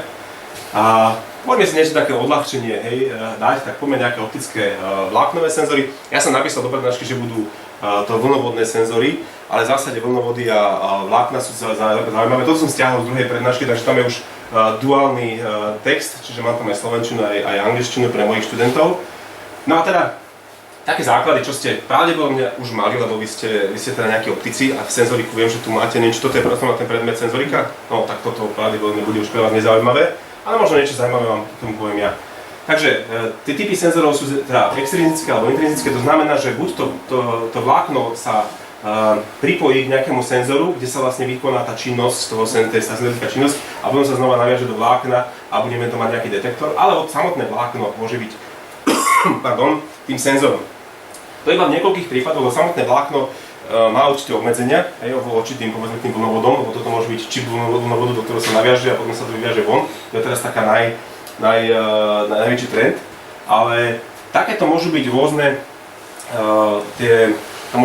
tie javy, ako je napríklad Brouillanov rozptyl, alebo to môže byť Rayleighov rozptyl. Ten Brouillanov rozptyl a Rayleighov rozptyl sú veľmi podobné procesy, ale ten Rayleighov rozptyl je presne to, je rozptyl proste na časticiach, ktoré vnášajú nejakú... Pardon, to je na kryštalickej mriežke, však Rayleighov rozptyl je modrá obloha, to ste už počuli, dúfam, viete, že prečo je modrá obloha? Počuli ste to? Viete o tom? Nemám to zopakovať? Nemusím, ušetríme čas. Čiže je to práve na tej štruktúre tých molekúl, že teda čím hustejšie sú molekuly, tým iná je formová dĺžka, ktorá sa rozptyluje, čiže to je ten Rayleighov rozptyl. A Brouillanov rozptyl, ja som si to nedávno vygooglil, tak je to na mechanickom pnutí, čiže vy keď nejakým spôsobom zmeníte, stlačíte ten vlnovod, hej, tak tam vznikne tie častice, alebo tie kryštály, ktoré sú vnútri, tak majú iné vzdialenosti a tam vzniká tento tzv. Brouillanov rozptyl. Dá sa to urobiť aj tak v tých senzoroch, že pustíte tam veľmi silný energetický impuls, že s nejakým silným laserom tam bachnete nejakú veľmi silnú vlnu a tá vytvorí, hej, jak sa pohybuje, tak vytvára tlak v tom senzore alebo v tom optickom vlákne a toto viete spätne veľmi rýchlo potom vyčítať malým signálom, ktorý vlastne viete potom nájsť, že kde na tom vlákne bolo niečo iné zmenené, hej. Čiže, ale je to dosť komplikovaná vec, čiže nie som v tom úplne doma, takže nebudem to ďalej rozvíjať, hej. Potom máme, že Braggové vriežky, to je veľmi jednoduchý proces, veľmi efektívny, budeme to tam mať ďalej. A potom je, že koherentným žiarením, čiže dáte tam laserové žiarenie a to vlastne vzniká nejaká interferencia vo vnútri, ktorá sa mení podľa toho, čo detekujete. Hej. Dobre, taká jednoduchá klasifikácia, len to som z prednášky hodne stiahol, aby sme to nepreskočili, aby ste mali nejaký prehľad o tom, že teda sú amplitúdové, fázové a polarizačné, čiže môžete meniť nejakú amplitúdu signálu v tom senzore, môžete meniť nejakú fázu toho signálu, to sa dá detekovať na konci, a potom môžete meniť polarizáciu vo vnútri. A čo sa týka aplikácie, tak sú fyzické, čiže môžeme merať nejaký tlak, nejakú teplotu, nejakú pozíciu, potom sú chemické, že budeme merať nejaké molekuly, a potom sú nejaké biomedicínske, čo je podľa mňa to isté, ale v zásade sú to nejaké živé organizmy, hej, čiže, alebo nejaké živé molekuly, nejaká glukóza, tieto, blood flow, tok krvi, hej. Čo tu je to tok krvi napísané? Mám to ešte preložené, pretože sa na tým rozmýšľam. Dobre, nejakých pár príkladov, ktoré ste 100% už videli, ale tak ja len tak poviem, že keď náhodou nie, tak toto sa napríklad použilo vo výrobe, v sériových výrobách, kde vám stačí takto zobrať dve vlákna, alebo jedno vlákno, ktoré sa takto spojí, to si ukážeme na ďalšom. A vlastne, ja neviem, chodia vám tam nejaké fľašky, ktoré majú mať nejaký rozmer. A teraz príde fľaška, ktorá rozmer nemá správny, tak vám to hneď hodí signál, že aha, tak tu tá vzdialenosť, hej, medzi tým vláknom a tým odrazovou časťou toho nejakého target, cieľu, tak v princípe, že je iná, hej, a to vám povieš, dobre, pošpirená fľaška ide von. Hej, alebo nejaká vzdialenosť, hej, že môžete mať tak, že tu máte jedno vlákno, ktoré je pevné, tu máte pohyblivé vlákno a tu chodia tie fľašky a drgajú do toho vlákna a robí to taký posun. Hej, a keď to nespraví ten správny posun, tu sa prelíva, čiže tá odrazená vlna vlastne z tejto časti ide, keď sa posunie to vlákno vyššie, tak viacej sa odrazí, čiže väčší signál budete mať v tom druhom vlákne, alebo teda opačne, to je to presne opačne urobené. No, takže viete presne povedať, že čo tam prešlo, aká hrúbka to bola, a to môžete merať doslova na nejaké desatiny milimetra, to sú celkom presné meračky. Tu vidíte ten pohyb. Samozrejme, tam je problém so vzdialenosťou toho cieľa, že pri veľmi malé vzdialenosti sa nič neodrazí dovnútra, hej, čiže to je táto časť, ktorá je nepoužiteľná, hej, a potom od nejakej vzdialenosti už to pekne lineárne vám hovorí, že lebo teda z toho vlákna to vychádza takto konusovo, tento žiarenie, to znamená, čím ďalej ten zdroj alebo ten target, tak vlastne vám oveľa menej sa odrazí naspäť. No a tá skladba tých vlákien v takej ferule, ktorá tu bola, či toto poskladané dve vlákna, keď sú, tak z tej ferule to môže byť poskladané, že to je interlace, že to je jedna cez druhé. Potom tam môže byť, že kruh tých jedných, ktoré sú vstupné a kruh tých, ktoré sú výstupné, alebo to môže byť pol na pol, pardon. No a tu vidíte taký jednoduchý také meračky od toho, že aké majú záporné a kladné veci, že napríklad to R-ko, to je toto, keď sú random, tak je super, že vedia už z veľmi malej vzdialenosti merať, ale potom teda, že rýchlo to padne dole, čiže pre väčšie vzdialenosti je to nepoužiteľné. No a potom máte tieto dve ďalšie, ktoré majú, vidíte, že majú sice tú kritickú vzdialenosť väčšiu, ale potom vedia merať do väčšej vzdialenosti, lebo tie signály sú potom lepšie čitateľné.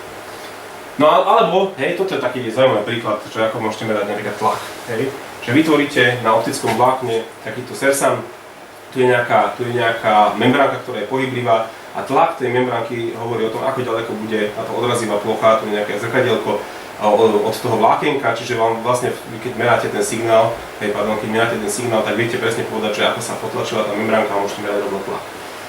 Alebo takéto je napríklad, že keď zlomíte to vlákno pod nejakým uhlom, ten uhol stačí byť už, myslím, že troška viac ako 45 stupňov, tak tam vzniká kritický odraz. Čiže väčšina toho žiarenia pôjde dole. To znamená, vy to viete nastaviť tak, že vlastne zväčšíte tú plochu zväčšíte tým, že si tu spravíte takúto šikminu a tu môže byť nejaký zase target, že niečo ide cez nejakú linku, zase meráte jeho hrúbku alebo tú vzdialenosť, či to je dobre ohoblované alebo či to je dobre ohoblované, tak takýmto spôsobom dokážete ľahko spraviť, či už teda napriamo alebo takýmto zlomom toho žiarenia merač. Ďalšia vec je, že môžete merať tlak priamo na vlákne.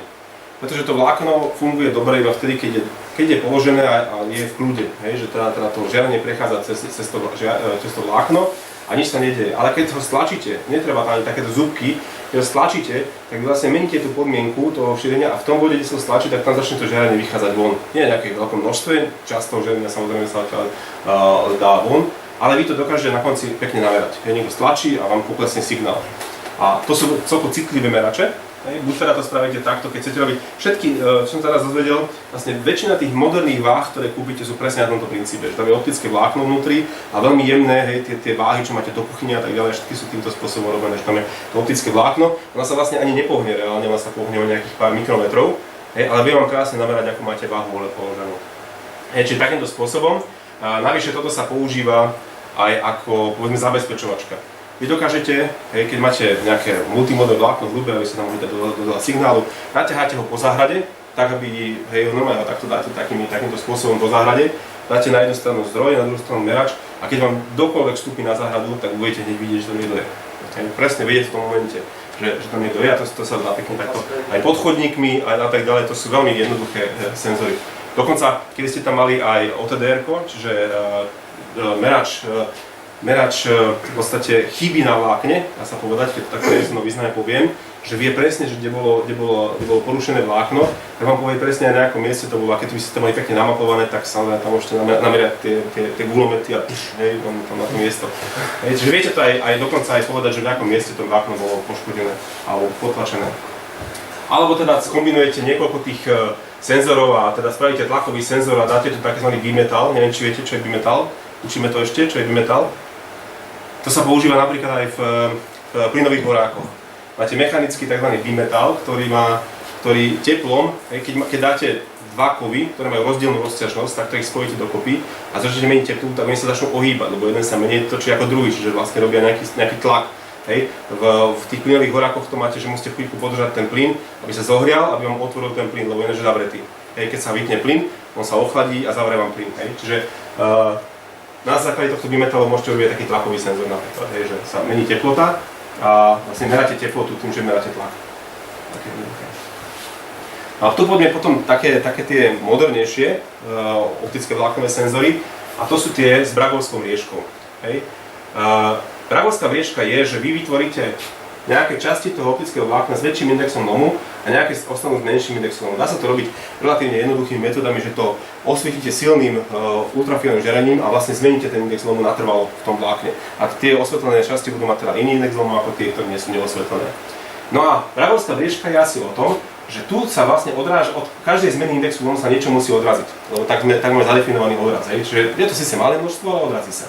Keď je tých takýchto zrkadielok viacej a máte presne nastavenú túto vlnovú dĺžku, respektíve tú vzdialenosť medzi tými odrazmi tak, že tá vlna, keď sa odrazí, tá spätná vlna má tú istú fázu aj tu, a zase tú istú fázu aj tu, tak vlastne sa odráža stále viac a viac toho žiarenia. Až sa mu odrazí 100%, hej, tam stačí neviem, či 12 alebo 13 tých periód a už máte skoro 100% žiarenia von. Presne tej vlnovej dĺžky, ktorú nastavíte. Vy nastavujete tú vlnovú dĺžku práve tou vzdialenosťou alebo týmito všetkými rozmermi.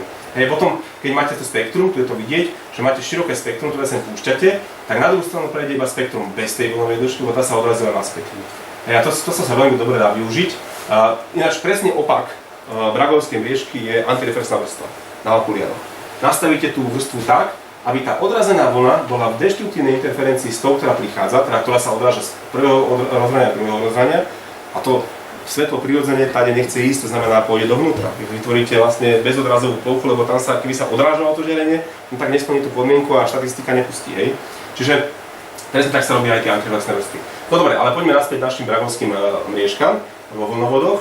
Takže, hej, podľa toho, aká je tuto rozdiel iba v tom, že tu je veľká perióda, tak tu sa odrazila červená a tu sa odrazila zelená, hej. Vy si nastavím tú periódu tak, ako ja chcem. No a čo sa s tým dá robiť? S tým sa dá robiť zaujímavé veci. Keď to zohriete, teplota mení index LOMu materiálu. Čiže keď sa zmenia podmienky celej tej periódy, tak sa celá tá vlnová dĺžka, ktorá sa odráža, sa posunie. Hej, čiže tu vidíte, ako ide nejaká teplota okolo tých viacerých mriežok. Každá strana mriežky odráža inú vlnovú dĺžku a vždy, keď je na tej pozícii, tak sa tá vlnová dĺžka posunie, teda tá vlnová dĺžka sa posunie a vy na detektore vidíte, že sa zmenila teplota. Hej, čiže takéto môžu byť merače teploty. Rovnako tlak, ťah a všetky tieto veci, keď sa začnete do vlákna ťahať, mení sa perióda, to znamená, že sa mení aj vlnová dĺžka, ktorá sa odráža. A toto sa veľmi dobre používa na takých dlhodobých meračoch na mostoch, ktoré si ukážeme teraz. Je to ich výhoda, ale zároveň je to ich obrovská nevýhoda. Oni sú citlivé na všetko. Ale že na všetko, hej? Dokonca aj na to, keď okolo chodíte. Takže sú to dobré detektory, ale musíte mať niekde ešte referenciu. Že keď meráte tlak, tak musí byť toho byť referenčný, ktorý sa nemení tlak, aby ste vedeli, či sa náhodou nezmenila teplota, lebo sa vám takisto zmení, hej, tá vlnová dĺžka. A presne, keď meráte teplotu, tak musíte mať referenčný vedľa na nejakom studenom bode alebo niekde, a že či sa vám nezmenila nejaký ťah alebo niečo také. Je tlak, keď sa nemení alebo tak ďalej. Vždycky musíte mať nejaký referenčný. A výborne sa to využíva na dlhodobé monitorovanie mostov napríklad. Hej. Vy natiahnete jedno jediné vlákno po tom moste a v niektorých bodoch ho fixnete natvrdo, aby ten pohyb toho mostu tlačil alebo ťahal na tú bragovskú mriežku. Oni sa tam vlastne veľmi jednoducho vlezú tie monitory, lebo to máte akože hotové monitory a vy ich tam navaríte zváračkou, že máte celé to vlákno, navaríte tu na si ho dáte, tu si ho navaríte, tam si ho dáte. No a potom, keď niekde je počítač, ktorý to dlhodobo sleduje, tak vidíte, že hej, niekto potom pozrie tie dáta a teraz pozrie, že tento bod začína nejakým smerom odchádzať. To znamená, tu niekde je nejaká chyba toho mostu a musíme to začať riešiť. Potom sú tzv. Chemické senzory. Zase, oni fungujú na tom princípe, že keď máte to optické vlákno, a teda princíp je totálneho odrazu, tak keď tu zmeníte index LOMu toho claddingu, tak zase nejaká časť toho žiarenia pravdepodobne vám tam odíde. Lebo keď znižíte index LOMu tu tak časť toho žiarenia pôjde von. Čiže aj takto sa to dá vyriešiť, že to vložíte do nejakej chemikálie, dáte tam ten obal a podľa toho, aká je hustá tá chemikália z pohľadu optiky, čiže nejaký index LOMu tej chemikálie, častokrát to stačí na to, že to je index LOMu tej chemikálie, tak vám zmení ten signál a môžete priamo in situ, priamo v nejakom chemickom reaktore sledovať, že ako sa vám mení tá chemikália, potrebujete dosiahnuť nejakú úroveň, dosiahnete to, vypnete to a môžete pokračovať ďalej. Alebo sú tzv. Vláknové alebo vlákna, ktoré sú s fotonickými kryštálmi. Ja som tu tému načúkol len okrajovo, ani to není predmetom tejto prednášky, ale fotonická štruktúra znamená nejaká periodická štruktúra a teda existujú takéto vlákna, ktoré majú takéto dierky, vidíte, tá dierka ide v celom tom vlákne a je tam veľká diera v strede a malé dierky sú naokolo.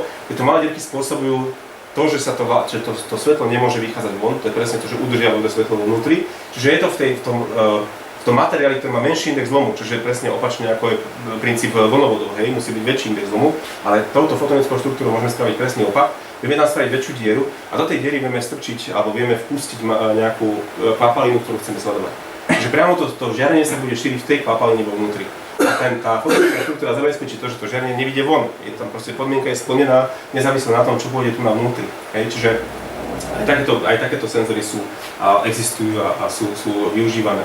A ešte potom máme rôzne ďalšie možnosti, povedzme, že na koniec toho optického vlákna dáme nejakú funkčnú vrstvu. Neviem, či ste už o tom počuli, že funkčná vrstva. Funkčná vrstva je aj presne to, keď sme mali COVID senzory, alebo COVID tie testy. Hej, tak tam je funkčná vrstva, že sú tam nejaké antibodies, čiže nejaké proti, ak sa to neviem, po českej sa to volá po slovensky. Jednoducho je to tak pripravené, že tá molekula toho covidu napríklad presne sadne do tej funkčnej vrstvy, že to je nachystané na ňu a ona vlastne sa na to prilepí. Čiže my vlastne len sledujeme, že keď prechádza povedzme tá slina, ktorú sme tam mali cez tú časť, kde je funkčná vrstva, keď sa nachytajú, tak sa zmení farbička. Hej. A to isté platí aj pre povedzme glukózový senzor, keď vydá koniec optického vlákna na tú funkčnú vrstvu a potom to ponoríte do kvapaliny, kde má byť tá glukóza, tak keď tam není, tak tam sa nič nedieje a keď tam je, tak sa začnú tie glukóza chytať na tie častice a vlastne nám zmení tu na vlastne index zlomu a vlastne sa odráža potom viacej žiarenia do toho senzora naspäť. Hej, tuto je taký nejaký na princípu Drábovského zrkadielka, hej, tuto je to s zlatými nanočasticami. Tu už sa dostávame do časti, ktorá sa volá že plazmonika a to je ďalšia alchymistická časť fotoniky, veľmi zložitá, ale ja som si tam, keďže to bolo z minulé prednášky, mal som to v Žiline a vy ste plazmoniku nemali, tak som tam nehal zo pár slajdov o plazmonike, hlavne preto, že tie ramanovské vlnovody, ktoré máme, tak vychádzajú z tej našej toho našeho prvého konceptu toho plazmonického senzora. Takže, toto je ešte také zaujímavosť napríklad. Meranie rýchlosti toku krvi v tele. Viete, čo je dopplerovský efekt? Asi si to už... Ty si to počul, ja viem. Ale ja sa vydám ich, či vedia, čo je dopplerovský efekt. Sheldona ste pozerali, ak bol na tomto, na karnevale a mal, že dopplerovský efekt. Ďalší, čo sa kývuje, hej. To je jeho obľúbená teória. A vy ho poznáte. Dopplerovský efekt je presne to, že keď ide okolo vás auto, tak keď k vám prichádza, tak robí a keď odchádza, robí nižší tón. A to je dopplerovský efekt. Keď vám niečo prichádza a vlastne vytvára nejakú sinusovú vlnu, čiže to je ten zvuk toho motora, tak ak ono prichádza, tak stláča tú vlnu a zvyšuje frekvenciu. Hej? On stláča tú vlnu tou svojou rýchlosťou, to je než princíp merania rýchlosti. Hej? Čiže stláča tú vlnu a keď odchádza, tak ho naťahuje. Hej? A presne toto je ten princíp, že keď tu dáte optické žiarenie, nejaké fotóny a tu je nejaký tok nejakých častíc, teda tých nejakých leukocitov, že sú tam nejaké eritrocity, ja sa do tej biológie nerozumiem, takže to teraz kecam. No tak vlastne tým dopplerovským efektom sa vám mení vlnová dĺžka toho žiarenia, ktoré vlastne odchádza, to je vlastne princíp merania rýchlosti aj auta, ak som hovoril. No a dá sa merať v podstate blood flow, hej. No, tak. To boli optické vláknové senzory. A ideme na plazmoniku. Čo máme, len 4 hodinu už? To je dosť zlé. Nezaspal ešte nikto. Čiže je celkom dobré. Tak ja cez tú plazmoniku preskačem, čo sa bude dať. Ale aby ste vedeli, plazmonika znamená, keď sa žiarenie optické šíri na rozhraní medzi kovom a dielektrikom, alebo kovom a polovodičom. Respektíve kovom a nekovom, aby sme boli jasní, hej, čiže kovom a nekovom. A už prví nanotechnológovia boli starovekí vyrábači týchto vitráží. Oni presne vedeli, tá vitráž to skličko nie je ničím napustené nejakou farbou, ničím. To sú kovové nanočastice. Tam proste sedeli a mleli to zlato, mleli, až kým to zlato nemalo rozmery desiatok nanometrov, je ten prášok, a potom ho zakomponovali do toho skla a mal to takýto efekt. Ja som aj doniesol, máme aj také vzorky, že napálite na skličko veľmi tenkú vrstvu zlata, keď sa to pozrieť, tak je zelená. Hej. Čiže závisí od toho, aká tam je hrúbka a tak ďalej, čiže oni presne vedeli, vidíte, že takéto nanočastice sa našli v tých sklách a vlastne to, preto je také trvácne, tam tá farba vlastne nemá ako vyprchať. Tam sú zlaté nanočastice v skle vnútri a takto to potom funguje. No ale čo to je, ten princíp je taký, a veľmi rýchlo to ukážem na tomto planárnom, tu je kov, vzduch alebo teda dielektrikum akékoľvek a keď sa vlna naviaže ako evanescentná vlna na toto rozhranie, tak vo vnútri v tom kove sa nemôže šíriť elektromagnetická vlna, to vieme, tam je equipotenciál, takže jednoducho tam to nejde. ale čo sa stane je, že tá vlna sa šíri po okraji, čiže tu sa šíri ako optická vlna a tu sa šíri ako tzv. Plazmon, čiže elektróny a diery sa rozseparujú a vytvoria tam nejaké dipóly. Čiže takým spôsobom to vlastne šíri na tom rozhraní a je tam prilepená. Ona keď potom zahnete to zlato, ona pôjde s tým, na tom rozhraní stále bude fungovať. Čiže to vlastne ten kovúk potiahne tú vlnu tým smerom, ako my chceme. Ale keď spravíte napríklad krúžok, alebo teda guličku malú, tak nezávisí, lebo tu sa to ťažko naväzuje, tak to zhora to neviete naviazať, musí to byť presne v tom smere. A keď máte krúžok, tak sa to naviaže kdekoľvek na niektorú hranu a vlastne do krúžku sa naviaže ten plazmon akokoľvek. Len je maličký, to znamená, že reálne sa vnútri vytvorí takýto dipol, hej. Lebo toto sú rozmery rádovo 10 nanometrov, alebo koľko, to je rozmer tej vlny. Vlna má nejakých stovky nanometrov, ale keď máte veľký index zlomu a tak sa tam vlastne stupňa a vytvorí to vlastne jednu vlnu vnútri. A potom takto vyzerá ten priebeh toho elektrického pola, čiže nejaká časť je vonku, tá je väčšia a nejaká časť je vnútri v tom kove. A keď to porovnáme s tým štandardným vlnovodom, tak táto časť je oveľa väčšia aj v tom dielektriku ako tu na tom kove, čiže majú niektoré tieto tzv. Plazmonické senzory majú určitú nejakú výhodu, takže tu vlastne máme, keď dáme tenký kov a to si povieme ďalej, tak my vlastne môžeme vytvoriť takýmto spôsobom senzor, ktorý hore má rôzne vlastnosti. No, sú rôzne konfigurácie, ako využiť tú plazmoniku, vy ho musíte nejakým spôsobom naviesť ten lúč, nedá sa, ako hovorím, zhora bez toho, že by ste použili povedzme hranol, lebo optické hranol spôsobí to, že tu je vlastne ten totálny odraz, to znamená, že vy vlastne vytvoríte túto evanescentnú vlnu, ktorá sa bude šíriť práve na tomto rozhraní. Hej, alebo teda toto je Kretschmannová konfigurácia, toto je Ottmanová, či Ottová konfigurácia, že tu máte ešte kúsok skla. Hej, a tuto potom, keď tento kov je tenučký, tak tá vlna prechádza čiastočne do toho horného prostredia.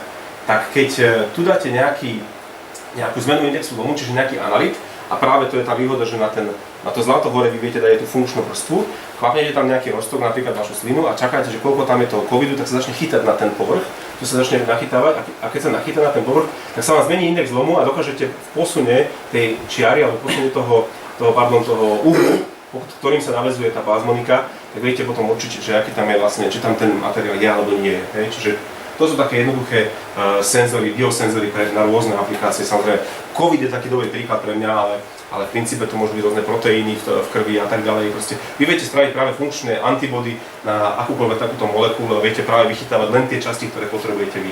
No a toto je taká malá vsúka, že toto isté dokážeme urobiť vo vlnovode. Čiže keď na vlnovod hore urobíme tenučku kovovú vrstvu, hej, tak vieme spraviť to, že to elektrické pole sa šíri aj tuto vonku. Hej, takýmto spôsobom. Tá tenučká vrstva je naozaj tenučká, ona je do 60 nanometrov. Od 60 nanometrov to už nefunguje a ideálna podľa našich výpočtov bola okolo 40 nanometrov. Čiže 40 nanometrová vrstva zlata a je tam krásna plazmonika.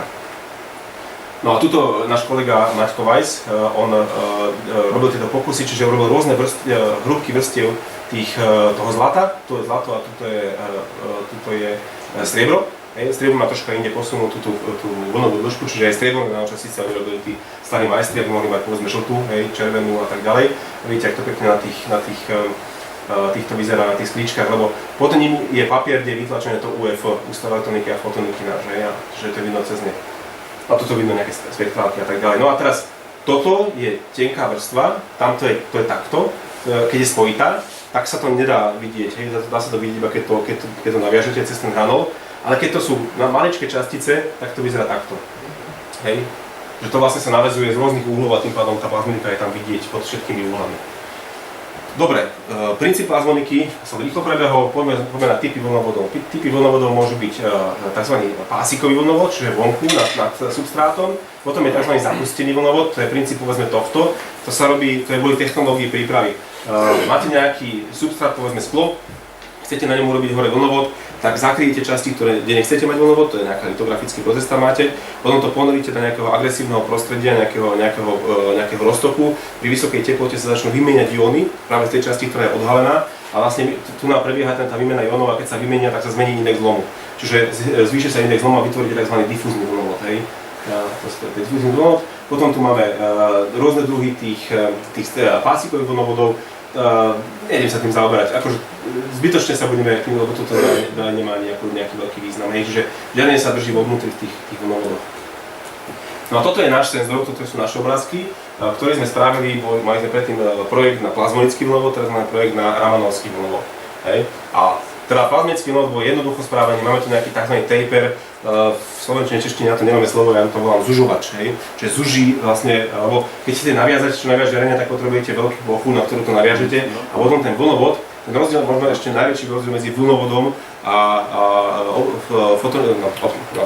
optickým vláknom, je ten, že ten vlnovod je ešte menší. Hej, tie vlnovody sú rádovo jednotky mikrometrov. Hej, jednomodové vlákno, neviem ako to teraz je, tak je 9 mikrometrov bolo, keď 9-10 mikrometrov bolo, hej. Čiže 10 mikrometrové vlákno máte, to najmenšie, ktoré môžete kúpiť, a teraz to musíte vložiť do vlnovodu, ktorý má mikrometer. Takže to je veľmi komplikované a preto vlastne sa používajú tieto tapere do tých vlnovodov. A teda z jednej strany naviazať, z druhej strany vyviazať a tu sme spravili takú senzorickú časť, kde sme ešte celé sme to prepárili izolantom, aby teda bol oddelený ten vlnovod. A tu sme spravili okienko a napálili sme tam tenkú vrstvu z tohoto kovu, aby to vznikali tie plazmonické efekty. Ten plazmonický efekt znamená, že keď sa trafí, keď to dáte biele svetlo a trafí sa tá vlnová dĺžka, sa naviaže do tej plazmoniky, tak tá chýba, to je ako ten Bragovský, že tá chýba potom na konci. A vidíte tu taký ten dip, že tam sa niečo vyviazalo von. A keď dáte hore analyt a zmení sa podmienka na vrchu, tak sa zase posúva frekvencia alebo vlnová dĺžka toho žiarenia, ktoré tam je. Je to troška ešte citlivejšie ako Bragovské a nie je to také citlivé na teplotu. Čiže to je veľká výhoda. No a takto vyzerali naše vytvorené vzorky, tu sú vstupy, to je 15 vstupov, to je 15 výstupov alebo vice versa. A tu sme dali rôzne pôžky tých okienok, do ktorých sme dali zlato. Ono vyzerá, že práve tu zlato není, ale to je tu len zapustené, takže je tam tma, je to vidieť, ale zlato je všade. Je takto zlato napálené, ale tuto vnútri v tých okienkach je tiež zlato. Je tu vidíte troška z elektronného mikroskopu, ako vyzerali naše vzorky. Tu je to z vrchu, to okienko spravené, tu sú vlnovody, tu je vlastne tá senzorická časť. A výsledok toho bolo, že tu máme ešte sme to pôvodne spravili s mriežkami a to je to, čo som sa chcel dostať, že a teraz sme tieto vzorky, ktoré sme predtým urobili, a ešte sme na nich nedali tú plazmoniku, tak tento čip zrovna nám bol výhodný, že sme začali v septembri, začal ten projekt s Ramanovskými vlnovodmi a už druhý rok nám nefungujú čisté prístroje na vyrábanie čipov. Teraz práve ich dávajú dovnútra prístroje a hádam, už v lete budeme mať čisté prístroje, že môžeme znova robiť čipy. Ale bola to výhoda, že sme zobrali tento čip a že ideme skúsiť, či ten Raman funguje. A zhodou okolností funguje, nemám tu výsledky, lebo to meral môj otec a teraz práve tie výsledky spracovame do Adeptu, čiže na Adepte tam už budú nejaké výsledky z toho Ramanovského. Ale nám to, preto som aj teda tú plazmoniku tu nechal, lebo tieto vzorky sme práve použili na toho Ramana. No ale dobre, tak toto sú tie pôvodné, tu sme dávali nejaké tie zlaté okienka. Ako naviazať, dva typy naviazania môže byť, jedna je ten, čo som tu ukázal, že teda z hrany to budete robiť, ale tu, aby tá hrana, aby to sa naviazalo do tej hrany, tam treba dávať veľký pozor, musí to byť vyleštené ako zrkadlo. Keď to nie je vyleštené, keď to je mliečne, tak sa vám bude difúzne, vám bude to žiarenie bude chodiť von. Máte presne takisto, ako keď robíte spájanie optických káblov, a nejakým spôsobom poškodíte ten vršok toho optického káblu, tak sa nenaviažú dva káble na seba, lebo to žiarenie bude rozptýlené všetkými smermi. Že nepôjde vám priamo do toho druhého káblu. Čiže ako optici, alebo tí, čo robia s optickými káblami, vedia, že musí byť zaleštený, aby to fungovalo aj v tom konektore. Tie konektory sa musia proste zaleštiť, aby to bolo úplne rovné a úplne čisté, ten rez. Čiže to isté platí aj pre toto. A keď to nechcete tak spraviť, tak vytvoríte tzv. Naväzovaciu mriežku. A mriežka má takú zvláštnu vlastnosť, že keď správne tú periódu navrhnete a svietíte na to nejaké svetlo, tak začne rozptýľovať do špeciálnych uhlov. To závisí od tej periódy a od tej vlnovej dĺžky toho svetla, že ktorými smermi všetkými to bude rozptýľovať. To znamená, viete spraviť mriežku tak, aby nejaké žiarenie pod nejakým uhlom sa otočilo presne smerom do toho vlnovodu. Čiže naväzovať do toho vlnovodu sa potom takéto mriežky dá ešte tiež. To sme mali spravenú a hovorím, ako teraz sme to využili. Toto sú len výsledky, to je naše pracovisko, kde sme merali tieto plazmonické vlnovody ešte a viete, že toto je simulácia to modré a tá zelená je to, čo sme namerali na druhej strane, čiže fungovalo to tak, ako sme chceli. To ešte bolo pár rokov dozadu. Teraz máme už ešte lepšie výsledky, ale už som nemal čas včera v noci to tam dávať, takže a nie je to predmetom tá plazmonika. Ideme z toho robiť väčší článok teraz. No, 10 minút máme na Ramana. Dobre, asi Ramana neučíte tu, tak som si tam dovolil dať ešte princíp Ramanovskej mikroskopie. Vy ho poznáte všetci z tých amerických seriálov, kde príde ten zasran 23-ročný, ktorý práve vyšiel z MIT, tam stojí v tých nejakých labákoch a dali mu na analýzu nejaký materiál a on tam stojí pred tým monitorom, tak to má 65 maxim, on sa to postaví tam a tam rozpráva s tým detektívom, že no, toto je červená farba, ktorú vyrábali len v 50 rokoch v Amerike, presne na jednom jedinom mieste a vďaka tomu dosadenie toho vraha. Čiže to je troška utopia, hlavne ten chlapec z 25 ročný tam nemá takú tabuľku v hlave, aby pri tých 65 píkoch povedal, čo to je za materiál, to není šanca. Hej. A na to sa používajú rôzne procesory a sa spájajú materiály, pretože vám poviem, aký je princíp Ramana. Princíp Ramana je taký, že vy jednou vlnovou dĺžkou osvietite materiál, musí to byť jedna vlnová dĺžka, lebo keď máte veľa vlnových dĺžok, tak tam budete mať galimatiáž. Musí to byť nejaká, čiže laser sa používa najčastejšie a vnútri, či už to je molekula alebo nejaký kryštál alebo čokoľvek, sú tam tie kmity, hej, vieme, že tam sú nejaké vibrácie. Tie vibrácie to sú tiež nejaké energie, to všetko je čistá energia, tá vibrácia je tiež iba energia, ktorá je uložená v tej vibrácii. No a môže sa stať, alebo stane sa, že určité percento, veľmi malé, 1 miliónu sa stane, že ten fotón, ktorý tam príde, tak tá vibrácia do neho tú energiu vlastne vcucne do seba a keď pôjde naspäť, bude mať presne o tú vibráciu zmenenú energiu. A my keď ich detekujeme, tie fotóny, tak vidíme tam potom nejaké maximum. Hej? Nejaké vzdialenosti od toho laserového žiarenia vznikne nejaké maximum. A pretože tam je tých vibrácií viacej, tak tých maximum tam je viacej. A keď zoberiete organickú molekulu, ako napríklad tá červená farba, tak je tam 65 tých maximum. Hej? A nikto nevie povedať, že aké sú väzby medzi tými molekulami, lebo dve molekuly môžu mať rovnaké, hej, vlnové dĺžky toho maxima, tej energie tých maxim. Čiže nie je to úplne, že fingerprint. Dá sa podľa toho napríklad, keď ja vidím spektrum kremíka, kde sú dva píky, hej, jeden taký širší, jeden taký nižší, tak ale toto je kremík, hej, ale čistý kremík. Keď na ten kremík niekto niečo položil, ale by tam bolo ďalších 62, tak poviem, neviem čo to je, hej, neviem. Je tam a vyzerá tam, že to je aj kremík, ale niečo na tom je položené. Ale toto je vynikajúca metóda napríklad na tie biomolekuly. Keď už máte ten fingerprint tej molekuly, že tam viete, že ste tam dali len tú molekulu a teraz si ju nameráte a teraz máte tam tú tabuľku a teraz sa v tej molekule niečo zmení, alebo je tam nejaká molekula navyše, porovnáte tie spektra a viete, aha, je tam niečo navyše. Čiže pre ten biosvet to má nejaký význam. A môže sa teda tá energia, tu je to len tak vysvetlené, že tá energia, hej, toto sú štandardné rýchlorosty, znamená, že to rostuje na tej rieške a potom je tam Stokes a anti-Stokes, ramanovské žiarenie. Stokes znamená, že ten fotón zmení svoju energiu tak, že bude menšia, ale to je menšia pravdepodobnosť. Lebo najprv musia tie fotóny odobrať tú energiu z toho materiálu, aby ten ďalší fotón mohol tú energiu odovzdať. Hej. Oni najprv musia prijať a potom to môžu odovzdať. Čiže tieto anti-Stokesy sú oveľa silnejšie ako Stokesy. Oni sú spolu spojené. Pardon, to som ja. Vy ste videli, to je náš ramanovský mikroskop, čiže princíp potom merania toho ramanovského, štandardného ramanovského mikroskopu je, že máte ten mikroskopický objektív, tu máte nejakú vzorku a teda laserom cez nejaké dichrodické zrkadlo, alebo oni to volajú beam splitter, hej, svietite na tú vzorku, zároveň tým istým objektívom beráte aj signál, ktorý tu prechádza a ten v podstate cez mriežku v nejakom monochromatore analyzujete, že pre aké vlnové dĺžky máte nejaké maxima.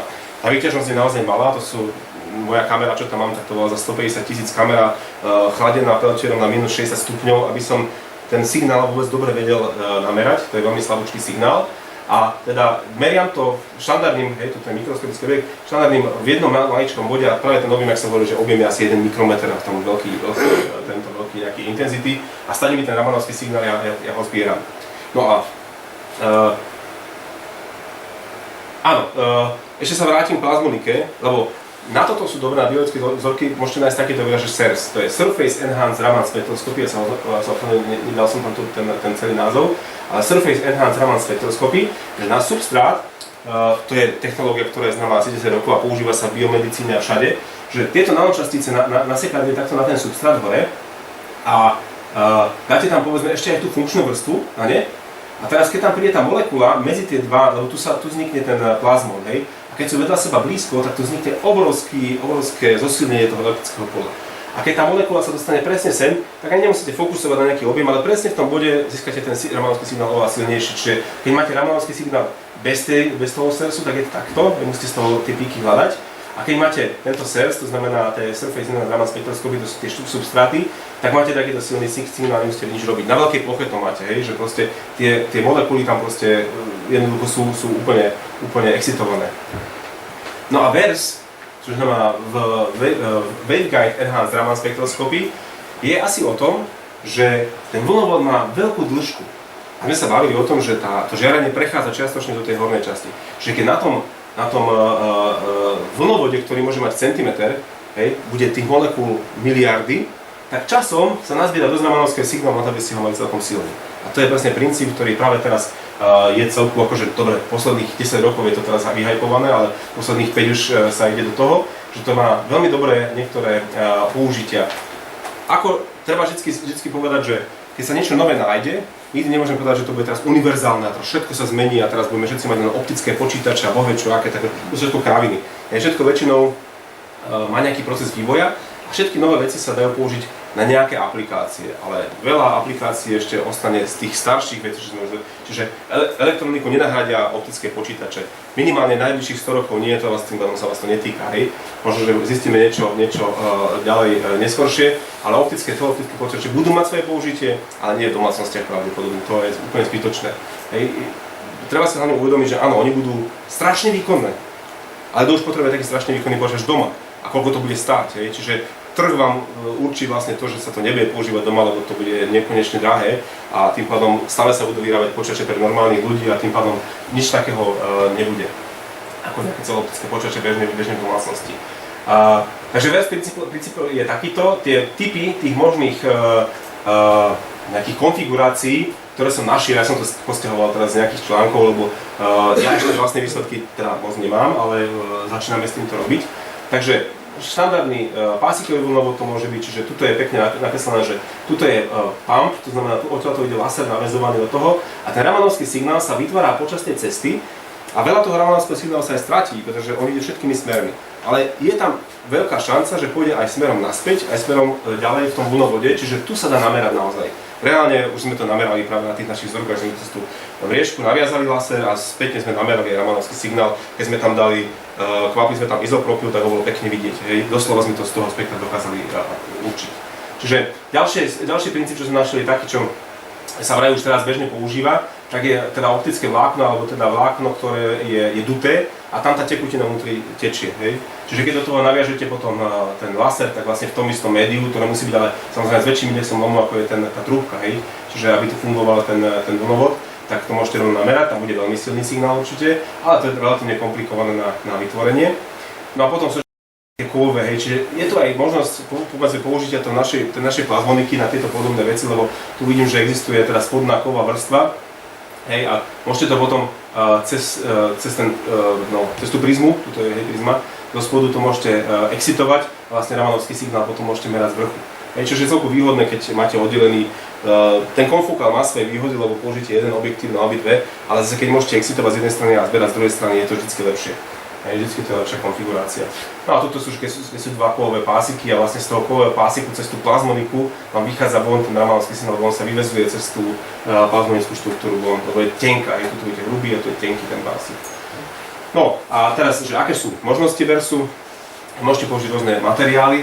Problém Ramana ako takého je, že alebo teda Ramana v tých vlnovodoch je ten, že samotný materiál, ktorom je to žiarenie vlastne vedené, tak má rôzne fluorescencie a ramanovské signály. Čiže tuto je len ukázané, že keď použijete Al2O3, čiže je safír, safírový substrát, tak má toto modré, ten má najmenšie pozadie pre tieto vlnové dĺžky, a pardon, to je ramanovský šíp, takže to neviem, aká tam bola excitácia, myslím, že 784 na infračervenej.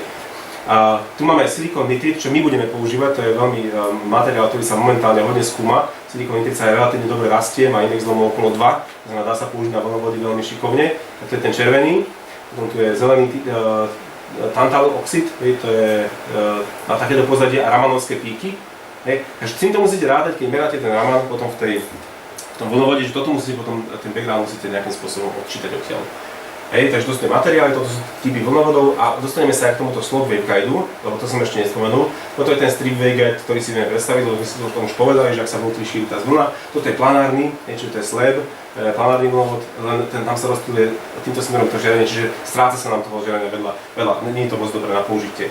A tie typy naväzania môže byť mriežka, jak som hovoril, môže to byť prizma, čiže môže to byť nejaký optický hranol, alebo ten endfire sa to volá, že cez šošovku to vlastne priamo cez tú hranu naväzujete.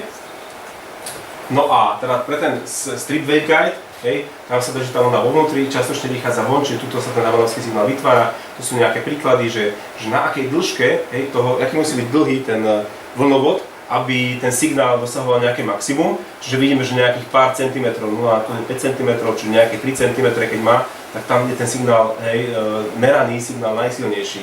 Keď už budete predĺžovať ten vlnovod, tak sa vám viacej bude strácať, ako budete získavať. Čiže nemá zmysel dávať 10 cm vlnovod. Čiže do tých 3 cm je to najideálnejšie. Tu sú tie materiály, to je zase z inej literatúry, tiež prevzali ten istý obrázok. A tu sú v podstate merané, tu je meraný, teraz tu mám napísané, je napísané, že nejaká látka tu je meraná, nevidím to dobre, keď to nájdete, mi môžete povedať. A nejaká látka tu je meraná a vidíte už, že na pozadí toto safíru, na pozadí titanoxidu, čiže tantaloxidu, na pozadí SI3N4, čiže toto sú všetky tie rovnaké píky.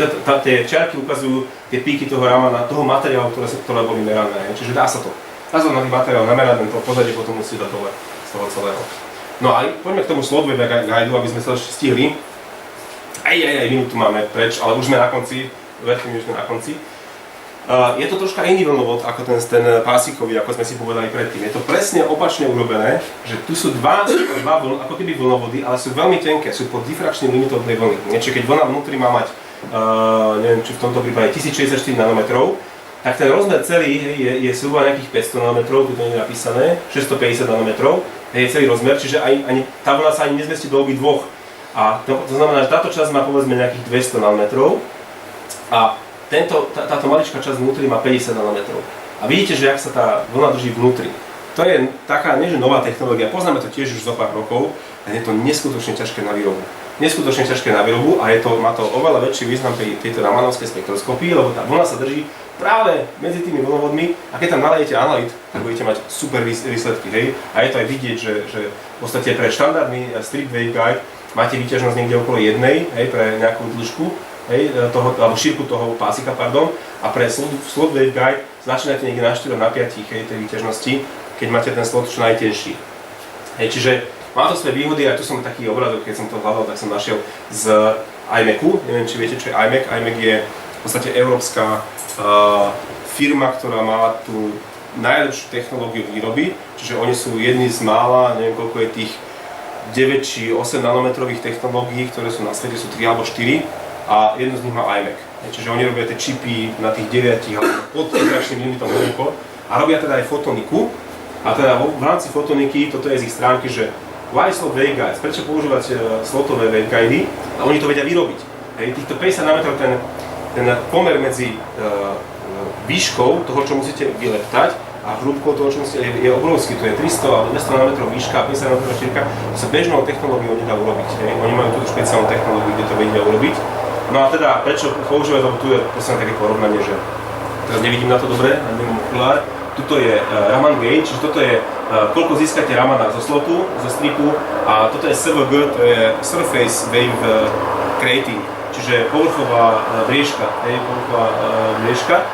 Takže vidíte, že tu je 15 krát ramanovský signál, potom máte, že straty, samozrejme najmenšie sú tu, ale porovnateľné je to aj tuto, tu sú veľké.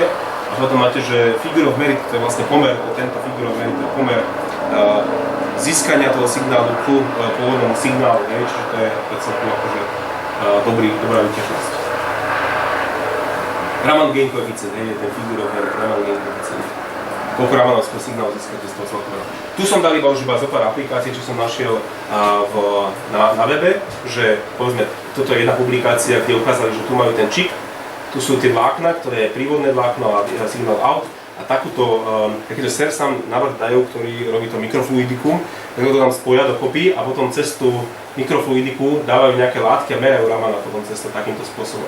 Toto je druhý, čo som našiel, tiež iný článok, kde majú vlastne na sklíčku majú správené, že naväzovanie ide cez vriežku, čiže laser svieti na vriežku, to je tuto, a potom v tom vlnovode sa vytvorí ten ramanovský signál a odtiaľ už zberajú z kraja toho cez nejaké optické vlákno do spektrometra.